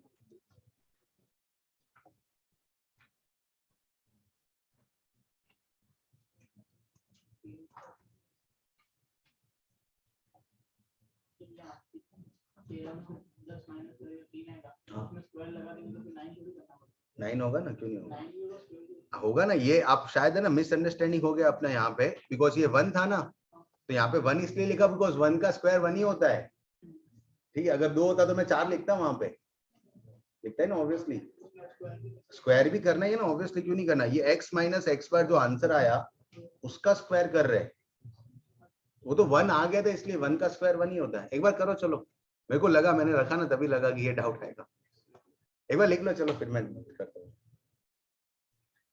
हो गया. क्या रहा एचडी 3.55 हो गया, 2 डेसिमल तक. और एक्स बार क्या आ रहा है, 10%. देखो ये है ना, इसको नोट जो रिटर्न है उसको नोटेशन क्या देते हैं, एक्स. तो सबसे पहले मुझे एक्स बार निकालना है, दैट इज एवरेज, ठीक है. वो कैसे निकलेगा, समेशन एक्स अपॉन एन, ठीक है. Summation x upon n. तो समेशन एक्स में तीनों का टोटल करे विच इज 30% डिवाइडेड बाय 3, तो इट इज व्हाट 10. ये आ गया आपका एक्स बार. ध्यान देना, किसी का नहीं आया ना तो एक और ट्राई है, ठीक है. इसके बाद एक और सम है, फिर वो ज्यादा टाइम नहीं डिवोट कर पाएंगे उस पर.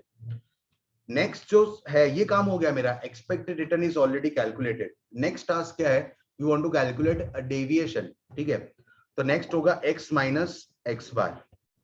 नेक्स्ट कॉलम क्या है, x माइनस एक्स बार. तो 13 माइनस 10 दैट इज व्हाट 3%. 3% है, पॉजिटिव है. 13 में से ये x है और इसमें से x बार माइनस करा मैंने. फिर 5 minus 10 minus 5, 12 minus 10 that is what 2. जब भी आप समेशन x माइनस एक्स बार करोगे, गारंटीड है कि इट विल बी व्हाट 0. 0 नहीं आया ना मींस आपने एरर किया है, ठीक है. अगर 0 नहीं आ रहा है तो आपने एरर किया है, क्योंकि ये तो बेसिक अंडरस्टैंडिंग है कि कोई भी चीज एवरेज है, उसमें से सारे वेरिएबल को हटाओगे तो उसका जो डेविएशन का टोटल 0 ही आना है. क्लियर है. अब प्रॉब्लम ये है कि ये 0 है, इसके लिए नेक्स्ट टर्म है that is x minus x bar square. ध्यान नहीं देना, मेरे को 3% का स्क्वायर करना है, तो 3 इंटू 3 9, और परसेंटेज का स्क्वायर क्या हो जाएगा, परसेंटेज स्क्वायर. ये आंसर है. 5 का स्क्वायर क्या होगा, 25% स्क्वायर, 25% स्क्वायर. 2 का क्या हो जाएगा, 4% स्क्वायर. अब अपने पास आया summation x minus x bar square. Summation ना टोटल कर रहे हैं अपने, 38% स्क्वायर. अब ये ना टोटल डेविएशन है, वी नीड एवरेज डेविएशन, ठीक है. तो सबसे पहले इसको डिवाइडेड बाय n करेंगे और जैसे ही आप इसको डिवाइडेड बाय n करते हो ना, यू विल गेट वेरिएंस। वो वेरिएंस आ ही गया, ठीक है। तो x minus x bar square divided by n, जैसे ही आपने n किया वो वेरिएंस ही है। तो 38% स्क्वायर डिवाइडेड बाय 3 कितना आ रहा था ये? 12.67% स्क्वायर। यहां तक क्लियर है? What is the limitation in variance? It is quoted in percentage square. तो नेक्स्ट स्टेप आ गया, दैट इज स्टैंडर्ड डेविएशन, जो वेरिएंस को स्क्वायर रूट में डालना है, ठीक है।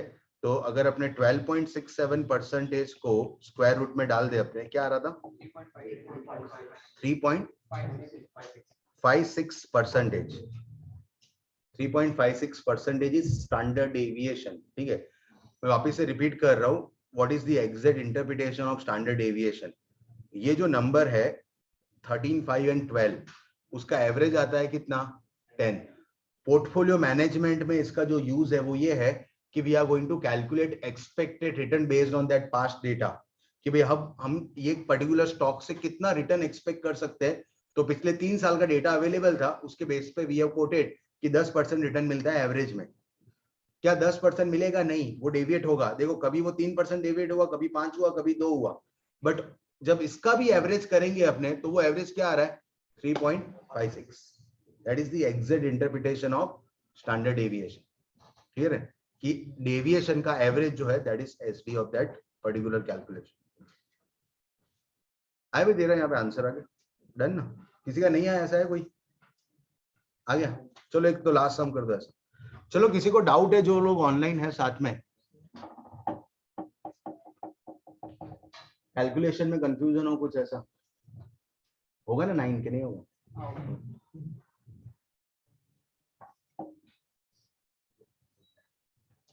से दोनों बंद रखिए, वो भी बंद है। करो करो, चालू करो।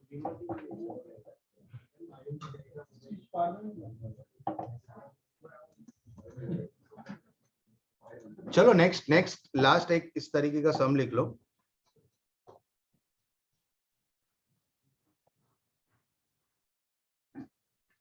Calculate standard deviation and mean from following data. Okay, year 2017, 18, 90, 20 and 21, and return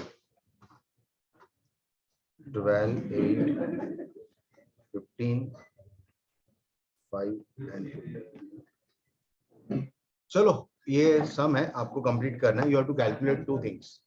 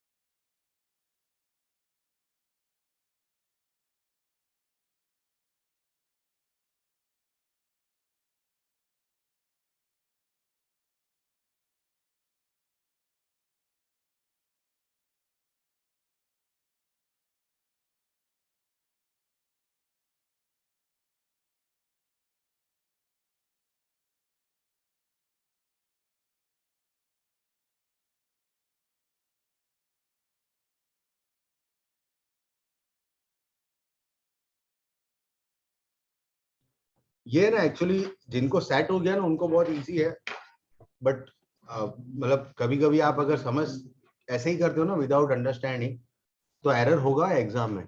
मतलब एग्जाम तो 6 महीने बाद देनी है ना, आज याद रह गया चलो x माइनस, बट एक बार थॉट नहीं डालोगे तो वो भूल ही जाओगे। स्टैट में किसके आए थे 90 मार्क्स 12th में? कितने लोग नहीं भूलेंगे, ठीक है, बाकी सब देख लो।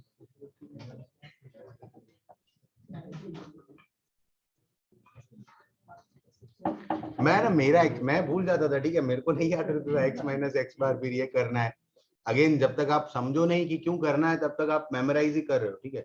और कुछ लोग का होता है मेमोरी पावर स्ट्रॉन्ग की, वो लोग याद कर सकते हैं। क्या रहा था x बार 11 मीन्स आपने समेशन x अपॉन n किया होगा, तो समेशन x is 55 divided by 5 that is 11%। Next था x minus x bar because we want to calculate deviation, so 12 minus 11 that is what 1, 8 minus 11 minus 3, 15 minus 11 4, then 5 minus 11 minus 6, फिर 15 minus 11 4, so next term क्या था x minus x bar square, okay 1 का 1% square, 9% square, 16% square, 36% square और 16% square, total summation x minus x bar square, ये total आया है, that is not a variance. ये क्या आ रहा था टोटल? 78% स्क्वायर। अगर आपको वेरिएंस निकालना है तो समेशन x minus x bar square divided by n करना पड़ेगा, you will get the average deviation square. Clear है? तो 78% स्क्वायर डिवाइडेड बाय 5, 15.6% स्क्वायर। सब कुछ सही था, सिर्फ परसेंटेज स्क्वायर का प्रॉब्लम है। तो लास्ट कंसेप्ट आया SD, that is variance of, sorry square root of variance. 15.6 को स्क्वायर रूट में डाल दो, क्या आया था? 3.95%। ठीक है, तो SD 3.95, expected return is 11। Clear है? ओके तो ये जो एचडी और मीन का कैलकुलेशन था that is based on past data. ठीक है, पास्ट डेटा के हिसाब से हो गया। दूसरा जो पॉसिबल डेटा है, आई थिंक ये सबका आ रहा है, किसी का नहीं आ रहा हो तो बोलो, और अगर कुछ कंफ्यूजन हो तो बताओ, अदरवाइज अपने नेक्स्ट चीज डिस्कस करते हैं।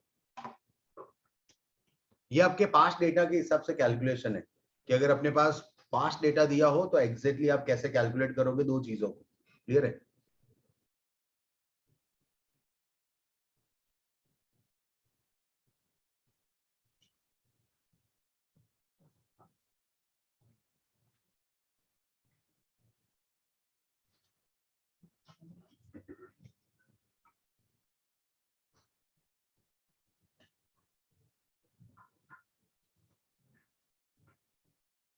चलो है कोई डाउट तो आप बोलो, अदरवाइज नेक्स्ट।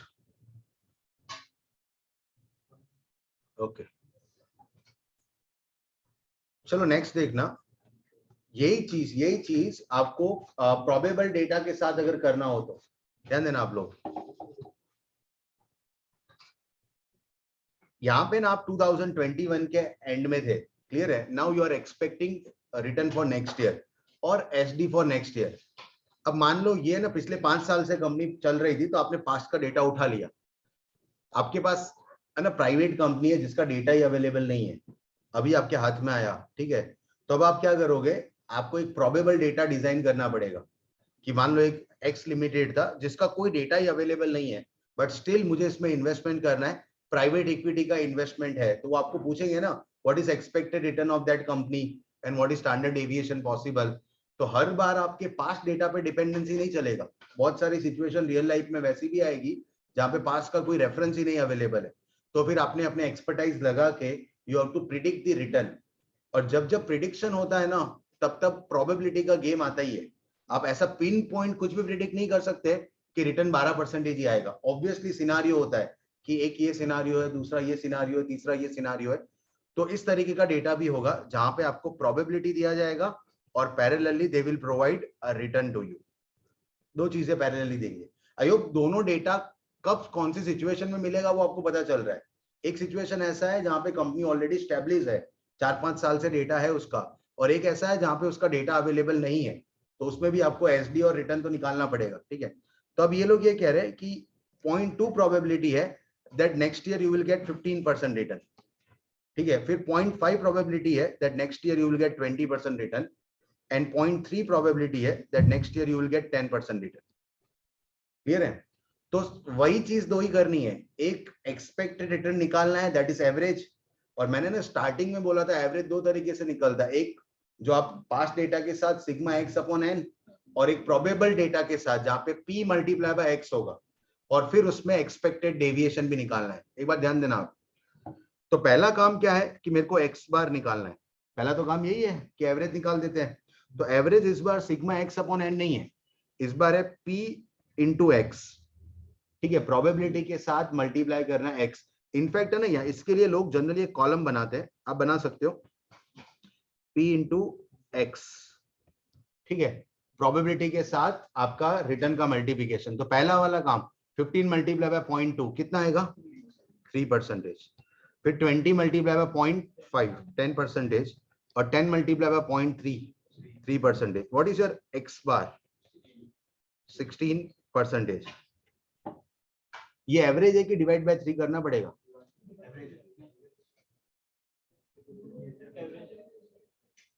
16 डिवाइड बाय 3 करना पड़ेगा ना, क्या एवरेज है ये? That is already average. अब ध्यान देना, दो चीजें है सिंपल, बट अगर आप थोड़ा भी वो डाइवर्ट हो गए ना माइंड, बोले तो बहुत सिंपल जा रहा है हटाओ, तो फिर एग्जाम में हटा देगा अपने को, ठीक है। एकदम ध्यान से देखना, दैट इज ऑलरेडी एवरेज, ठीक है। मैंने पहले बोला कि 15, 20 और 10, अपने जब ये पास्ट डेटा करते हैं ना तो क्या करते हैं, मान लो ये इस तरीके से दिया होता कि 2017 में ये, 2018 में ये, और 2019 में ये, तो आप क्या करते हैं, एक बार कैल्सियम ये करते हैं ना, 15 plus 20 plus 10 and divided by 3, ठीक है। जब जब आपने डिवाइडेड बाय 3 किया ना, दैट मींस आपने 15, 20 और 10 का सिंपल एवरेज कर दिया, सिंपल एवरेज। मतलब एक और तरीके से बोल सकते हैं कि तीनों को इक्वल रिस्पेक्ट दे दी, 15 को भी उतना ही रिस्पेक्ट दिया जितना 20 को और जितना 10 को, एक ये तरीके से एवरेज होता है। दूसरा, आप ना इक्वल रिस्पेक्ट नहीं दो, वो बताएंगे कि किसको कितना रिस्पेक्ट करना है। ये लोग बोल रहे हैं कि 15 को 20% रिस्पेक्ट दो, 20 को 50% रिस्पेक्ट दो, और 10 को 30% रिस्पेक्ट दो। मतलब वेट उन्होंने बताया, अगर नहीं बताते ना तो पास्ट डेटा में हम सबको इक्वल वेट दे देते हैं। इस बार हम लोग एवरेज कर चुके हैं, 16 इज एवरेज, ठीक है। 15 को 0.2, 20 को 0.5 और 10 को 0.3। अयो पे किसी को डाउट नहीं है, 16 इज एवरेज, किसी को भी डिवाइड बाय 3 करने का फील नहीं आना चाहिए। क्लियर है? तो एक काम हो गया, we have already calculated mean, ठीक है, एवरेज निकाल लिया। एवरेज के बाद का काम क्या है, डेविएशन निकालना।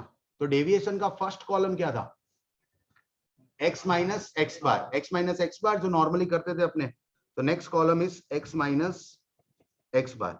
चलो, आपका एवरेज कितना है 16, पहला वाला रिटर्न क्या कहता है 15, 15 माइनस 16 क्या होगा -1, फिर 20 माइनस 16 क्या होगा 4, ये किस में आ रहा है आंसर, परसेंटेज में। 10 माइनस 16 -6, इसका अगर समेशन करे x माइनस एक्स बार, करो तो एक बार, -3, मतलब ये तो गलत हो गया ना, ऐसा तो हो नहीं सकता है। मैंने अभी तो बोला ना x माइनस एक्स बार का समेशन क्या होना चाहिए 0, ये 0 ही है। आप ऐसे टोटल नहीं कर सकते। अब देखो ध्यान से, इसका प्रोबेबिलिटी क्या है 0.2, ये दिखाना नहीं है, अपने पहली बार है तो डिस्कस कर रहे हैं। इसका प्रोबेबिलिटी क्या है 0.5, इसका प्रोबेबिलिटी क्या है 0.3। एक बार करो तो 1 का 0.2 मतलब -0.2 ना, -1 का 0.2 मल्टीप्लाई करेंगे तो -0.2, 4 को 0.5 से मल्टीप्लाई करेंगे तो क्या होगा 2, -6 को 0.3 से मल्टीप्लाई करेंगे तो वो क्या हो जाएगा -1.8। तो इवेंचुअली इट इज 0, 0 ही है, but you have to check with probability. अब आप इक्वल रिस्पेक्ट नहीं दे सकते, ठीक है। खैर ये सब दिखाना नहीं है, ये सब पार्ट ऑफ द सॉल्यूशन नहीं है। इनफैक्ट इसका समेशन करना ही नहीं चाहिए, जब भी प्रोबेबिलिटी डेटा है, यहाँ पे भी नहीं करोगे ना, प्रीवियस में भी तो भी चलेगा, बिकॉज वो काम का ही नहीं है data. Summation of x minus x bar is not required, क्यों करना है अपने को, क्लियर है। फिर वो अगर करोगे तो कंफ्यूजन ना है कि 0 नहीं हो रहा है, एक्चुअली हो रहा है प्रोबेबिलिटी के साथ देखे तो, क्लियर है। ओके, ये काम हो गया। इसमें कंस्ट्रेंट क्या था कि इसका जो टोटल है वो क्या होता है 0। तो हमने नेक्स्ट स्टेप क्या करते हैं, x minus x bar square. I hope ये क्लियर जा रहा है। नेक्स्ट स्टेप इज स्क्वायर, तो 1 का स्क्वायर कर दो तो 1, बट क्या हो जाएगा परसेंटेज स्क्वायर। 4 का स्क्वायर क्या हो जाएगा 16 परसेंटेज स्क्वायर, फिर 6 का स्क्वायर क्या हो जाएगा 36 परसेंटेज स्क्वायर। क्लियर है? इसका टोटल कर दे अपने x minus x bar square, total करो तो 53 परसेंटेज स्क्वायर। आपको टोटल चाहिए कि एवरेज चाहिए? आपका जो डेविएशन है वो एवरेज चाहिए कि टोटल चाहिए? एवरेज। क्या 53 को डिवाइडेड बाय 3 कर सकता हूं मैं? नहीं कर सकते, we are in the probable game. तो अपने एक और कॉलम बनाएंगे, ध्यान देना, जिसमें मेरे को एवरेज, जो ये वाला काम था ना, आप 78 को डिवाइडेड बाय 3 कर रहे थे, इस बार 3 नहीं होगा, इस बार आपको प्रोबेबिलिटी के साथ जाना पड़ेगा। That's why we are preparing one more column, that is p multiply by x minus x bar square. ठीक है, एक और कॉलम बना रहे। तो 1 होने का चांस क्या है 0.2, तो can we say that it is 0.2 percentage square. फिर 16 होने का चांस क्या है 0.5, तो can we say that it is 8 percentage square. 36 होने का चांस क्या है 3.3, तो करो तो 36 मल्टीप्लाई बाय 0.3, 10.8 परसेंटेज स्क्वायर। अब इन तीनों का टोटल करो 19 परसेंटेज स्क्वायर। ये एवरेज है ना, किसको भी करना है डिवाइडेड बाय 3, ये एवरेज है। That means straight away you can say it is variance. ये वेरिएंस ही आता है, एसडी नहीं आता है। आंसर क्या आता है variance. 19 percentage square straight away variance आ गया।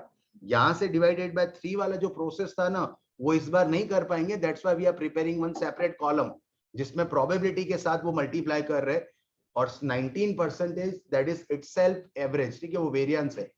इसके बाद का काम क्या है नेक्स्ट देखना ध्यान से।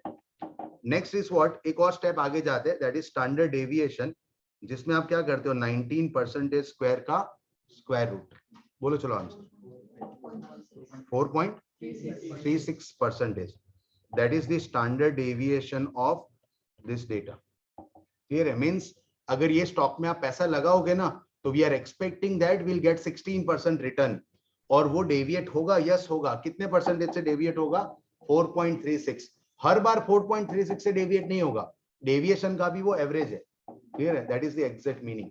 एक बार वापस से सुन लो ध्यान से। अब ना कॉलम मेमोराइज नहीं होंगे, मैं बैठ मार के कहता हूं आपको, जब तक आप ये प्रोसेस नहीं समझोगे। पहला काम है, ये कॉलम में हम लोग कैलकुलेट करना चाह रहे हैं एवरेज को।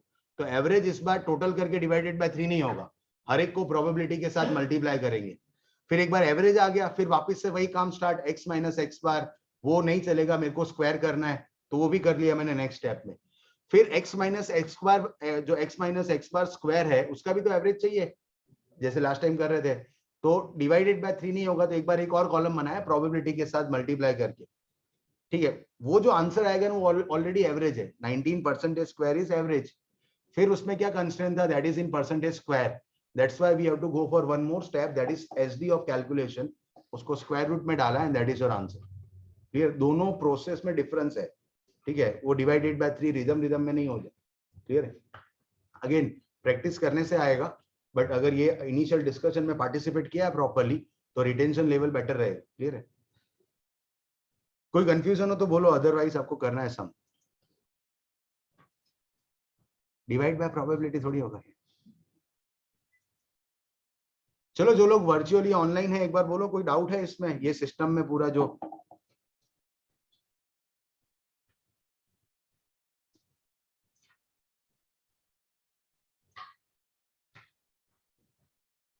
ये स्क्रीन पर रखता हूं मैं, मेरे को लगता है कि आपको रेफरेंस चाहिए इसका। आप लिखो next example.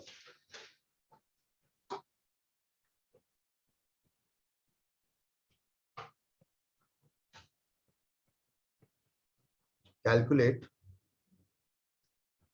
SD and mean from following detail.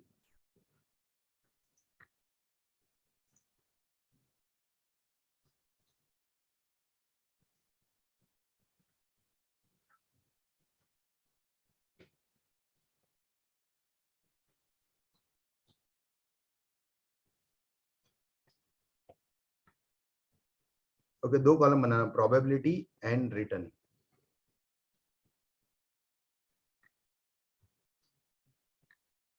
Point 4 20%, 0.5 15%, या थोड़ा सिंपल रखते हैं 0.5 18% एंड 0.1 10%। एसडी और मीन निकालना है, ठीक है। मैंने स्क्रीन पे रखा हुआ है पूरा ऊपर वाला जो टेबल था वो।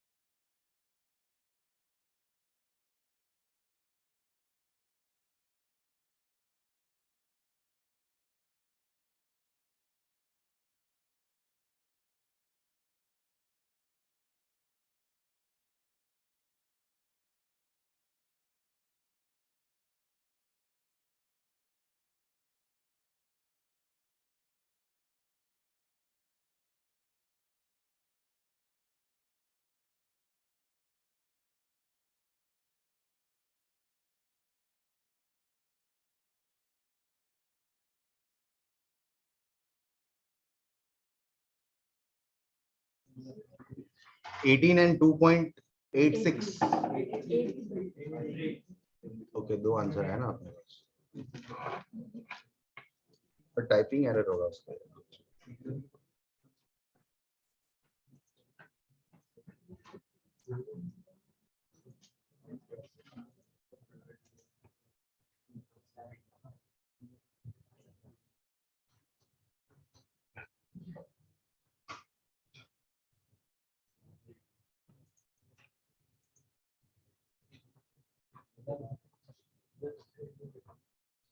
चलो आप बताना यहाँ पे रिटर्न। सो नेक्स्ट जो है यहाँ पे आपका होगा p multiply by x, then 20 multiply by 0.4 that is 8, 18 multiply by 0.59, 10 multiply by 0.11। So what is your x bar? 18%। Next column क्या होगा? x minus x bar. ये इसको x से नोट होगा, रिटर्न इज x। ये ध्यान दे देना, 20 माइनस 18 तो क्या हो जाएगा? 2, पॉजिटिव 2। इनफैक्ट है ना, अल्टीमेट आंसर में पॉजिटिव नेगेटिव मैटर नहीं करता है, बट प्रेजेंटेशन वाइज अब तो प्रेजेंटेशन भी कहाँ करना है, बट तो भी लिखना चाहिए, ठीक है। अपने पता नहीं कब वो लोग बोले अब ऑफलाइन, तो क्या करोगे?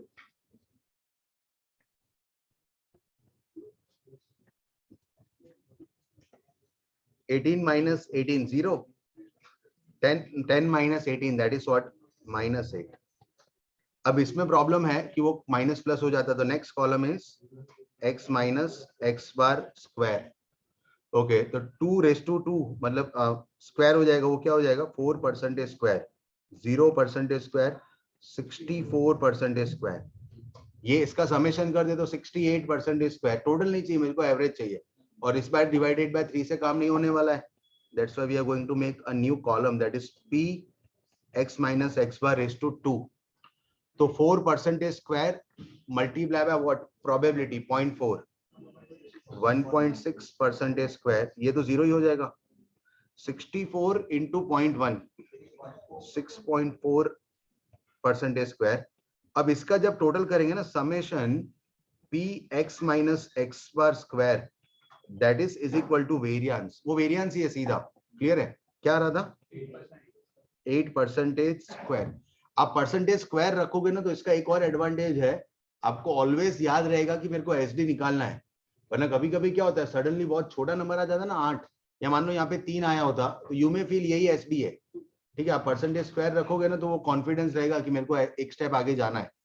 तो standard deviation is equal to square root of variance which is 8% square, क्या आ रहा है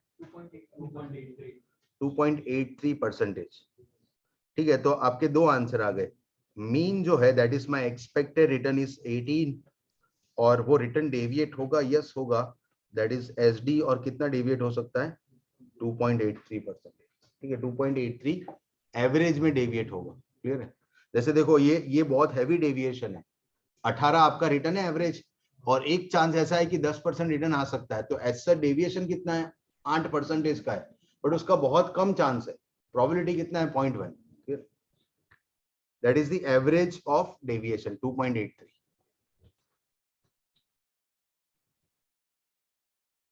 आ रहा है सबका, आ रहा है ना ये आंसर? चलो, तो आपको थोड़ा राइट अप लिखना है, यहाँ पे एक बार लिखना मेरे साथ।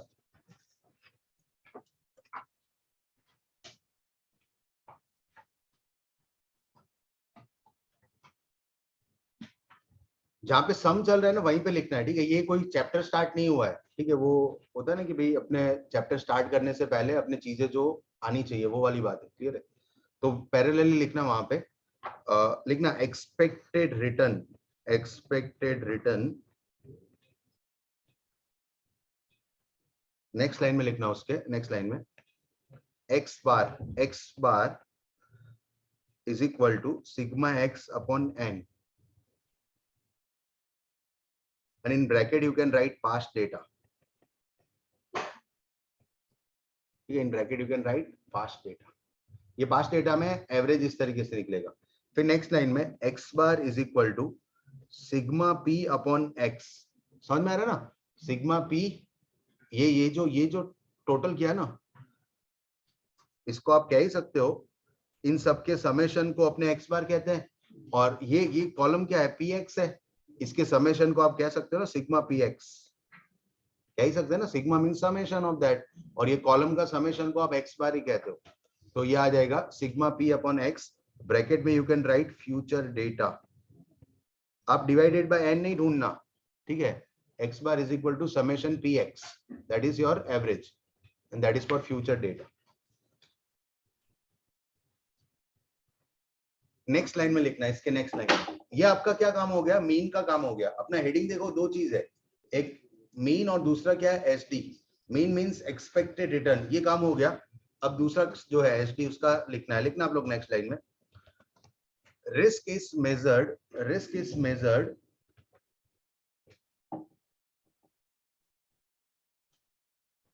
in terms of volatility around mean.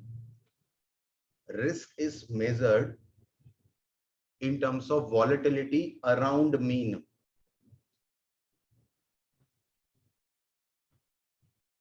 ये लैंग्वेज लाइन समझ में आ रही है? क्या लिखा आप देखो एक बार, risk is measured volatility around mean, मतलब मीन जो है उसमें क्या वॉलेटिलिटी होगा, दैट इज रिस्क, ठीक है। फिर कॉमा करके लिखना, comma, the fundamental measurer of risk, the fundamental measurer of risk, the fundamental measurer of risk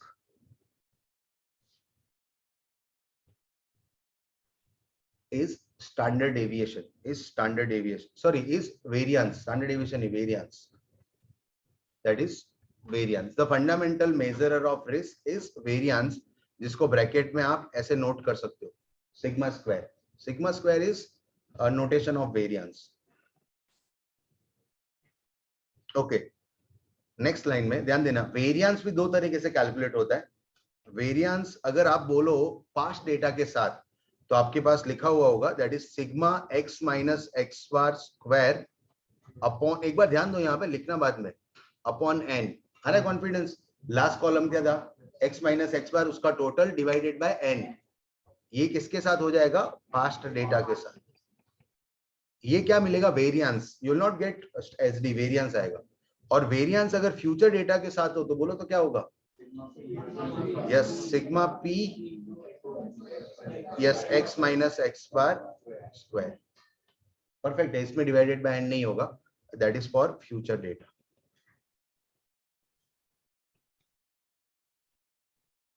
ठीक है, लास्ट कॉलम जो बनाते हैं ना सेपरेटली एवरेज करने के लिए, वो यही है, उसका टोटल कर दो, that is your variance.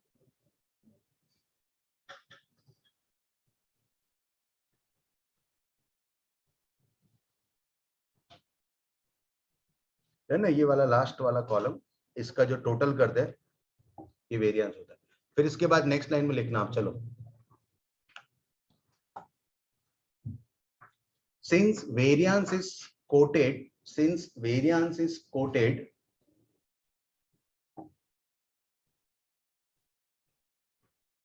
in terms of percentage square, since variance is quoted in terms of percentage square, comma, it is difficult to interpret, it is difficult to interpret। वो डिस्कस हुआ था ना कि दो numbers एक साथ interpret करना है, एक रिटर्न और एक रिस्क। तो रिटर्न अगर परसेंटेज में है तो रिस्क भी किस में होना चाहिए, परसेंटेज में। सो आपने क्या बोला कि since variance is quoted in terms of percentage square, it is difficult to interpret. आगे लिखना, hence we have take square root of variance,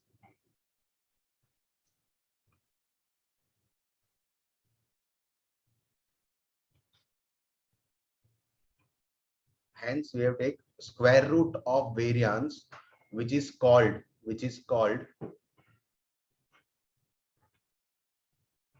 standard deviation, standard deviation। तो स्टैंडर्ड डेविएशन में आप स्क्वायर रूट में क्या कर सकते हो, ये नोट दिखा सकते हो। ठीक है, स्टैंडर्ड डेविएशन में क्या आएगा, स्क्वायर रूट में वेरिएंस, या तो आप इसकी जगह वेरिएंस ऐसे लिख सकते हो तो भी चलेगा।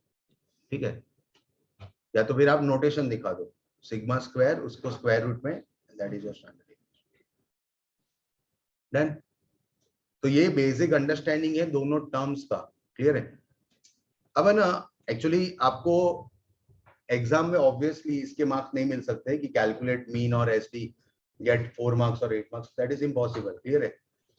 बट है ना, जो फुल फ्लेज कैलकुलेशन आएगा उसमें ये दो टर्म ऑलवेज कैलकुलेट करने रहेंगे, that is starting point of that sum. कि आपको पहले बोला जाएगा calculate mean means expected return, calculate risk of that asset, फिर दो असेट होंगी तो पोर्टफोलियो बनाना होगा, वो आगे की बात है, क्लियर है। बट ये दो चीज सम के स्टार्टिंग में होगा, इट इज कंफर्म, क्लियर है। तो और सम के स्टार्टिंग में होगा, और दूसरा इतना सिंपल डेटा भी नहीं होगा, ठीक है, कि आपको रिटर्न दिया, ईयर दिए, या प्रोबेबिलिटी दिया और रिटर्न दिया, उसके साथ बहुत सारी चीजें मिक्स होंगी। तो जो कॉम्बिनेशन पॉसिबल है वो एक सम लिख रहे हैं अपने, आप एक बार ट्राई करना उसको कैलकुलेट करने। नेक्स्ट एग्जांपल लिखो,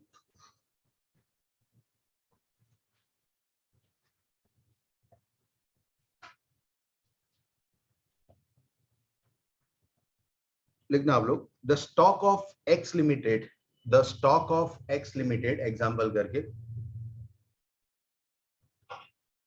is presently trading, the stock of X Limited is presently trading at ₹800, मतलब अभी इसका मार्केट प्राइस 800 रुपए चल रहा है, क्लियर है। देन आगे लिखना, the following table provides the following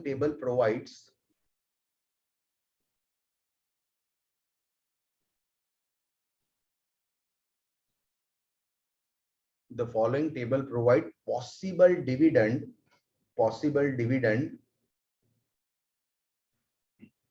for the next year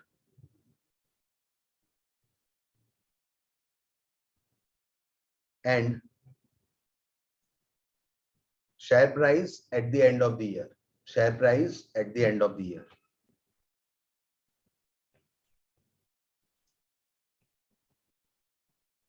और क्वेश्चन का पार्ट है ये, आप कॉलम बनाना, प्रोबेबिलिटी डिविडेंड पर share, stock price after 1 year.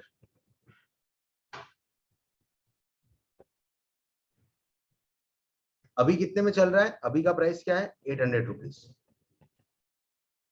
ठीक है। तो ये प्रोबेबिलिटी 0.3 है कि डिविडेंड आपको मिल जाए 40 रुपए और 1 साल के बाद ये प्राइस हो जाए 1000 रुपीज। ये इवेंट होने के चांस कितने हैं, 30%, 0.3। 0.5 प्रोबेबिलिटी है कि आपको डिविडेंड मिले 20 रुपीज और 1 साल के बाद इसके स्टॉक का प्राइस हो जाए 600 रुपए। और 0.2 प्रोबेबिलिटी है कि आपको डिविडेंड मिले 60 रुपीज और 1 साल बाद इस स्टॉक का प्राइस हो जाए 1200 रुपए। ये सब पास्ट डेटा का है कि फ्यूचर डेटा का है, फ्यूचर डेटा में अगर एकदम बेसिक लेवल का सम बताया ना आपने, तो अभी आपने जस्ट जो कंप्लीट किया आपने कि मेरे को 2 कॉलम दे दो, एक प्रोबेबिलिटी और दूसरा रिटर्न, मतलब ये 2 कॉलम दे दे आपको अगर, तो फिर आप स्टार्ट हो जाओगे ना, px निकालोगे, x minus x bar, then next column, then last वाला कॉलम, क्लियर है। बट प्रॉब्लम क्या है, इस बार प्रोबेबिलिटी दिया है, रिटर्न नहीं दिया है। तो मेरे को ये जो टेबल है, अभी ये जो 3 कॉलमनर टेबल है, उसको 2 कॉलमनर टेबल में कन्वर्ट करना है, एक प्रोबेबिलिटी और दूसरा x, जिसको अपने क्या कहते हैं, रिटर्न। ये 2 कॉलम आप दे दो तो फिर सम वापस से पुराने वाले जैसा हो जाएगा। एक बार ध्यान देना, एक चीज मैं कैलकुलेट कर रहा हूं, पहला वाला इवेंट का प्रोबेबिलिटी इज 0.3। अगर ये इवेंट होता है तो what is your current investment amount, investment amount कितना है, 800 रुपए। 800 रुपीज का वैल्यू 1 साल बाद क्या हो जाएगा, 1000। तो व्हाट इज 1000 ही है ना, आपने 1000 लिखा सबने, तो 800 के बदले आपको 1000 हो गए। What is capital appreciation in terms of rupees, 200। As a equity holder you will get return in 2 form, मैंने पहले भी बोला, एक कैपिटल एप्रिसिएशन के फॉर्म में और दूसरा डिविडेंड के फॉर्म में। 200 रुपए का प्राइस बढ़ा, पैरेलली 40 रुपए डिविडेंड के मिले, तो what is your return in terms of rupees, 240, 240 रुपए मिले ना। और इसको परसेंटेज में कन्वर्ट करना हो तो 240 रुपए कौन से अमाउंट के इन्वेस्टमेंट पे मिले, 1000 का फील आ रहा है किसी को, 1000 का। My investment amount is 800 right now. अगर मैं ये शेयर परचेस करूंगा तो मेरे को 1000 थोड़ी देने हैं, आई हैव टू पे 800 रुपीज। तो अगर मेरे को इसको परसेंटेज टर्म में रिटर्न निकालना है तो करेक्ट आंसर क्या है, 240 divided by 800 multiply by 100। I hope you are getting that.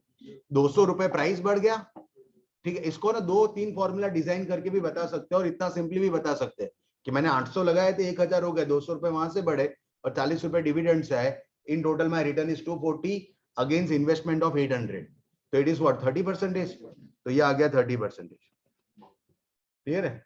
0.5 का एक बार निकालो तो आप लोग, 0.5 का जो प्रोबेबिलिटी है उसमें आपका रिटर्न कितना आ रहा है, कैलकुलेट करो।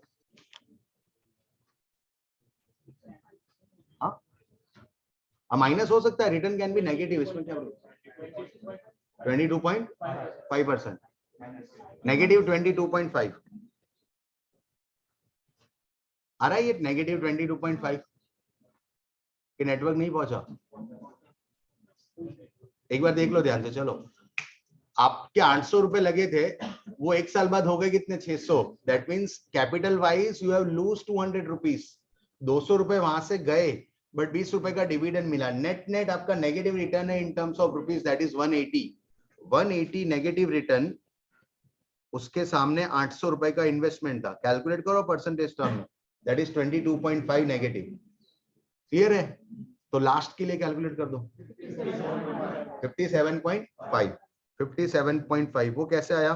तो 800 जो है वो 1200 हो गए, तो प्राइस एप्रिसिएशन से 400 रुपए मिले, और डिविडेंड तो ऑलवेज इनफ्लो ही होता है, तो मेरे को टोटल कितने मिले? 460 ऑन एन इन्वेस्टमेंट ऑफ 800, तो विच इज 57.5%। अब है ना, काम सिंपल है, ये हो गया टेबल। फिर अपने को स्टार्ट करना है expected return and so on.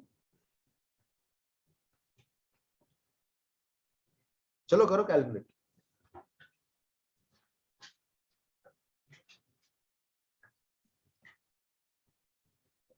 आप में से किसी को भी, जो लोग वर्चुअली भी है, ये वाला कैलकुलेशन नहीं समझ आया तो एक बार बताना चैट बॉक्स में।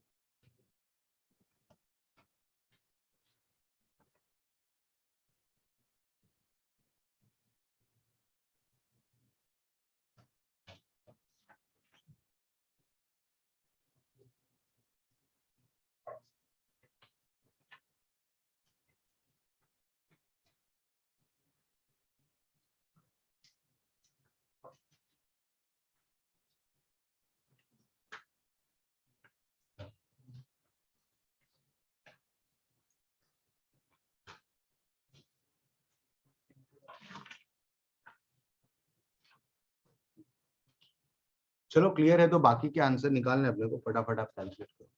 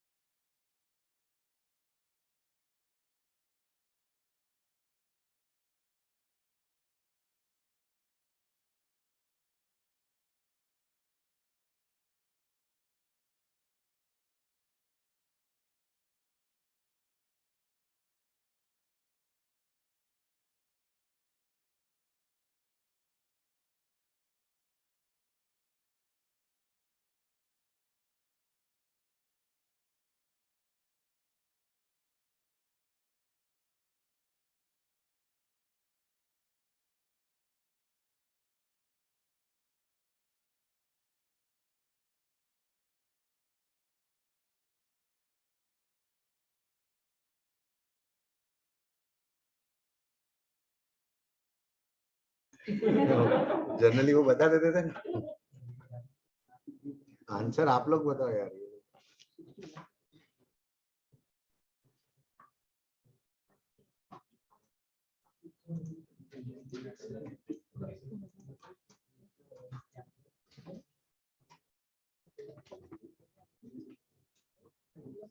क्या है आंसर?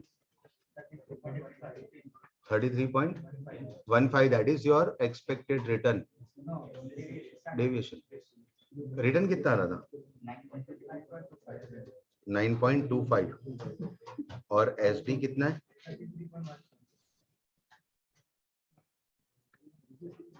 ये यार सबका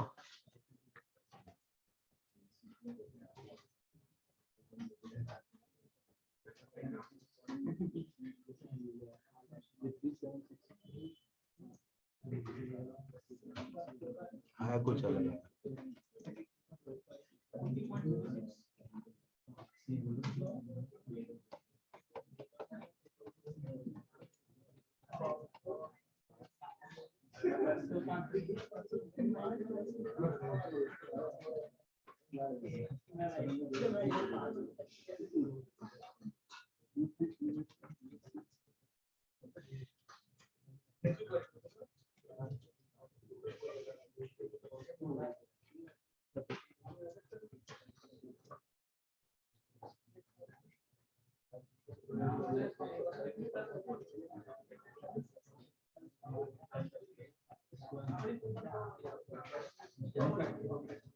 चलो ये दो कॉलम है। नेक्स्ट इज पी एक्स, तो ये हो जाएगा 9%। आई थिंक ये -11.25। चलो आप चलो -11.25 देन 57.5 मल्टीप्लाई बाय 0.2 क्या आ रहा है? 11.5%। सो इसको अगर टोटल कर दे sigma p x is equal to 9.25%। That is your x bar. ठीक है, इसको आप एक्स बार भी कह सकते हो। 9.25%। क्लियर है? एक बार एवरेज निकल गया ना, देन दो कॉलम तो हर बार बनाना है, एक्स माइनस एक्स बार और उसको स्क्वायर करना है। तो पहले वही दो बना देते हैं अपने, एक्स माइनस एक्स बार। ध्यान से 30 में से 9.25 माइनस करना है तो पॉजिटिव आंसर आएगा। क्या आएगा बोलो? 20.75%। ये जो आंसर आता है वो परसेंटेज में ही आएगा। -22.5 -9.5। हाँ, minus minus plus, that is what 31.75। But again आगे जो सिंबल आएगा वो माइनस का ही आएगा। क्लियर है? इसमें वो एरर हो सकता है 22.5 मतलब नेट ऑफ कर दिया हो सकता है ना, वो हुआ होगा अपने यहाँ पे। ऐसा पॉसिबल नहीं हो नहीं हुआ हो। एक बार करो तो 22.5 माइनस 9.5 करो तो एक बार क्या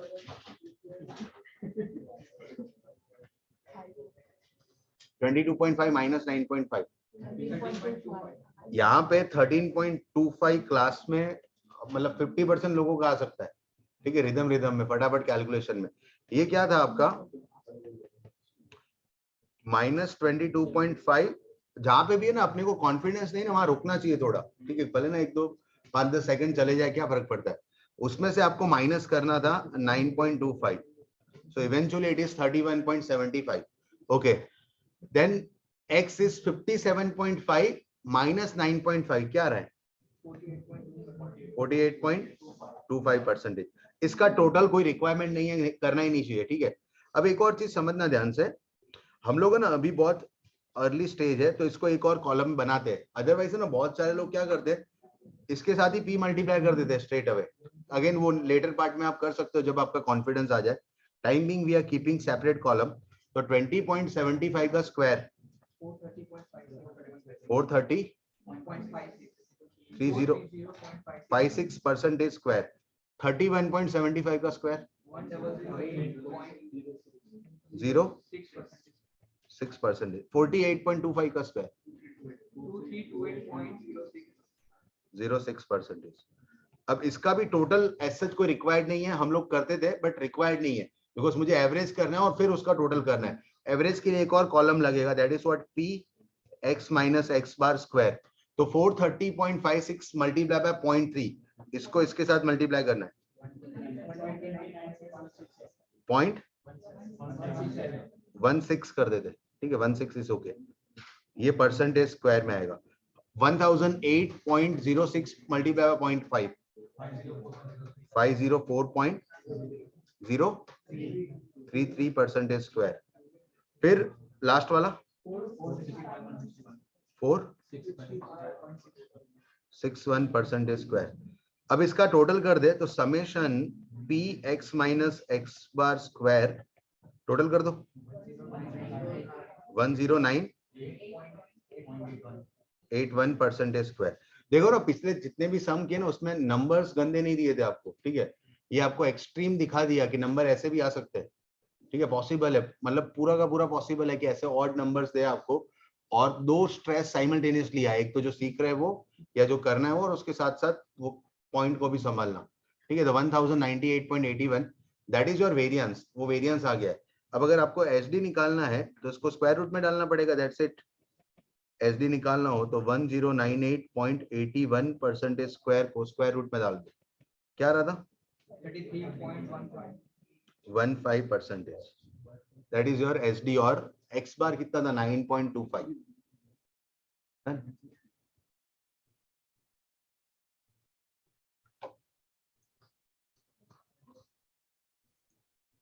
चलो अब एक बार देख लो, अगर कुछ नहीं आ रहा है सॉल्यूशन या कुछ स्टेप समझ नहीं आया तो बता दो। और इसको ना लाइटली नहीं लेना, आपने ना ऑलमोस्ट 1.5 आवर्स डिवोट कर दिए दो चीज सीखने में, ठीक है। तो अब इसका इतना रिस्पेक्ट है इसलिए अपने 1.5 आवर्स दिया है, एरर होने का स्कोप है, ठीक है, अगर आप इसको समझ के नहीं करो तो। 13.15 इज योर एसडी और एक्स बार क्या था आपका 9.25। चीज वो भी है सर कि इसका कंसेप्ट क्लियर नहीं हो तो डायरेक्ट कैलसी में भी नहीं होता। डायरेक्ट कैलसी में कैसे किया तूने? नहीं ऐसे ही है, जैसे x बार x माइनस x बार है तो उसको p के साथ मल्टीप्लाई करके m प्लस में डालते हैं ना, तो वो वही गलत आएगा, तो ये भी गलत आएगा कैलसी में। चलो आप समझ, दोनों चीज समझ गए प्रॉपरली तो आंसर करो एक चीज का। चलो मान लो आपका एक पर्टिकुलर चीज x बार है ना, जो x एवरेज रिटर्न है वो है 20%, ध्यान देना आप लोग, एवरेज रिटर्न इज 20%, और जो एसडी है वो था 5%। क्लियर है? मतलब एक्सप्लेनेशन वाइज मैंने क्या बोला कि एवरेज में 20% रिटर्न आएगा और वो डेविएट होगा कितने परसेंटेज से 5%। डेविएशन मतलब दोनों साइड, ऐसा नहीं है कि आपके फेवर में डेविएशन होगा, deviation can be in either side. तो मान लो कि ये डेविएट हुआ तो इसमें से 5% कम करे तो लोअर पॉइंट क्या आएगा 15 और हायर पॉइंट क्या आएगा 25। एक ये अंडरस्टैंडिंग है।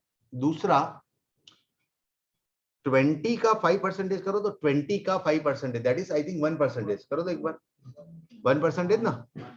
तो x बार अगर 20 है और स्टैंडर्ड डेविएशन 5 है, डेविएशन मींस वो डेविएट होगा, तो अगर 5% एब्सोल्यूट टर्म में रखे ना तो इसमें नेगेटिव साइड डेविएट होके 15 हो सकता है और पॉजिटिव साइड डेविएट होके 25 हो सकता है। और दूसरा अंडरस्टैंडिंग जो ऐसा आ भी सकता है कि ये 20 का 5 है तो 20 का 5 मतलब 1%, तो अगर वो नेगेटिव साइड डेविएट हुआ तो वो क्या हो जाएगा 19 और इस साइड डेविएट हुआ तो वो क्या हो जाएगा 21। इन दोनों में से कौन सा अंडरस्टैंडिंग करेक्ट है जो आपने अभी तक समझे ना? Deviation means deviation around mean, मतलब मैं ऐसा बोल रहा हूँ कि एसडी इज 5% तो it is in absolute term average 20 है, 5% डेविएट होगा तो 15 और 25 वाला बात सही है कि 5% 20 का गिनना है तो 20 का 5% 1% होता है तो 19 और 21 हो जाएगा। दोनों में से क्या सही है? 19 वाला। एक मिनट, क्या लग रहा है? 19 और 21 19 और 21, 15 एंड 25। ये ना आपने डिस्कस नहीं किया है बट जनरली है ना एज ए स्टूडेंट बहुत लेट पार्ट में बहुत सारे लोग पूछते हैं कि सर इसका मतलब ये है कि ये, तो करेक्ट अंडरस्टैंडिंग इज दिस, ठीक है, ये वाला कि भाई एवरेज 20 है और डेविएट 5 से होगा ना, मींस आपको लिखवा है ना वो लैंग्वेज रीड करो, ठीक है, आपको जो लैंग्वेज लिखवा है एक बार देखो ध्यान से। रिस्क का मतलब क्या हुआ एक बार देखना ध्यान से। रिस्क इज मेजर्ड, उसमें लिखा है देखो ध्यान से, इन terms of volatility around mean. जो एवरेज के अराउंड वॉलेटिलिटी है ना उसको अपने रिस्क कहते हैं। तो ये वाला जो अंडरस्टैंडिंग है that is absolutely correct. Clear है। और अगेन एक और चीज जो अपने डिस्कशन में आया ही है कि SD5 है, मतलब ऐसा नहीं कि डेविएशन 5 से होगा, वो ऊपर नीचे भी हो सकता है, बट डेविएशन का एवरेज 5 है। क्लियर है। कई बार ऐसा होगा कि आपका ऑन एन एवरेज 20% रिटर्न आ रहा है, तो एक बार 8% आया तो डेविएट कितना हुआ 12, दूसरी बार 22 आया तो डेविएट कितना हुआ 2। ये जो डेविएट हो रहा है ना उसका एवरेज है 5, है ना। और उसका इंटरप्रिटेशन ये एब्सोल्यूट सही है कि 20 में 5 डेविएट तो 15 और 25 वाला अंडरस्टैंडिंग परफेक्ट है, ना कि 19 और 21 वाला। Clear done. चलो तो यहां तक रखते हैं, ये बहुत ही बेसिक दो चीज हुई। कल का सेशन है ना दैट विल बी इंपॉर्टेंट, शाम को मेरा ही होगा। In that we are going to discuss exact meaning of correlation, और आई गारंटीड कि वो ना एग्जैक्टली अपने को नहीं पता होगा, ठीक है। शायद एसडी का और इसका पता भी हो, बट कोरिलेशन का पिन पॉइंट मीन नहीं पता होगा, और वो सबसे इंपॉर्टेंट है पूरे के पूरे डिस्कशन के लिए। क्लियर है। और एक चीज और बता दूं, ये जो पर्टिकुलर जो स्लॉट है अपना, ये जो आपका एग्जामिनेशन है जून में, ठीक है, या कुछ लोग का 1 साल बाद है, ये इसमें ना बहुत कम आपको छुट्टियां मिलेगी। वो संडे वनडे सब कुछ आपका होगा ही होगा, बिकॉज अपने ये बार डिसाइड किया है कि एग्जाम कोई भी पैटर्न से हो, कोई भी मोड में हो, कितना भी टफ हो, ठीक है, अपने आप में से किसी को भी वहां पे जाके प्रॉब्लम फेस नहीं होना चाहिए एग्जामिनेशन हॉल में, वो चाहे कोई भी पेपर निकाले, ठीक है। अपने मैंने जैसे स्टार्टिंग में बोला कि SFM and SCM we are going to read module line by line, तो उसके लिए ना टाइम भी ज्यादा चाहिए। तो कंप्रहेंसिव कवरेज प्रोवाइड करने के लिए वो जो नॉर्मल छुट्टियां होती थी, ठीक है, शायद संडे को कुछ दिन हो गया और कुछ दिन नहीं हुआ, जैसे ग्रुप 4 वाला अगर मेंटालिटी है, तो वैसे ही ग्रुप 4 और ग्रुप 3 का सिलेबस में डेविएशन बहुत ज्यादा है, ठीक है, अपने वो रिदम में है ऐसा है, मतलब बहुत ज्यादा डिफरेंस है दोनों के सिलेबस में, और इस बार ज्यादा है बिकॉज अपने कंप्रहेंसिव कवरेज के लिए जा रहे हैं। क्लियर है। तो छुट्टियां नहीं हो अपने से, और आप एक्सपेक्ट भी नहीं करना कि बहुत सारी आपको यहाँ से लीव मिलेगी, ठीक है। जैसे हॉलीडेज आ गए तो 1 आध 2 दिन मिलेगी, ठीक है, उसमें एक्सटेंसिव छुट्टियां नहीं मिलेगी, ठीक। डन। चलो यहाँ तक।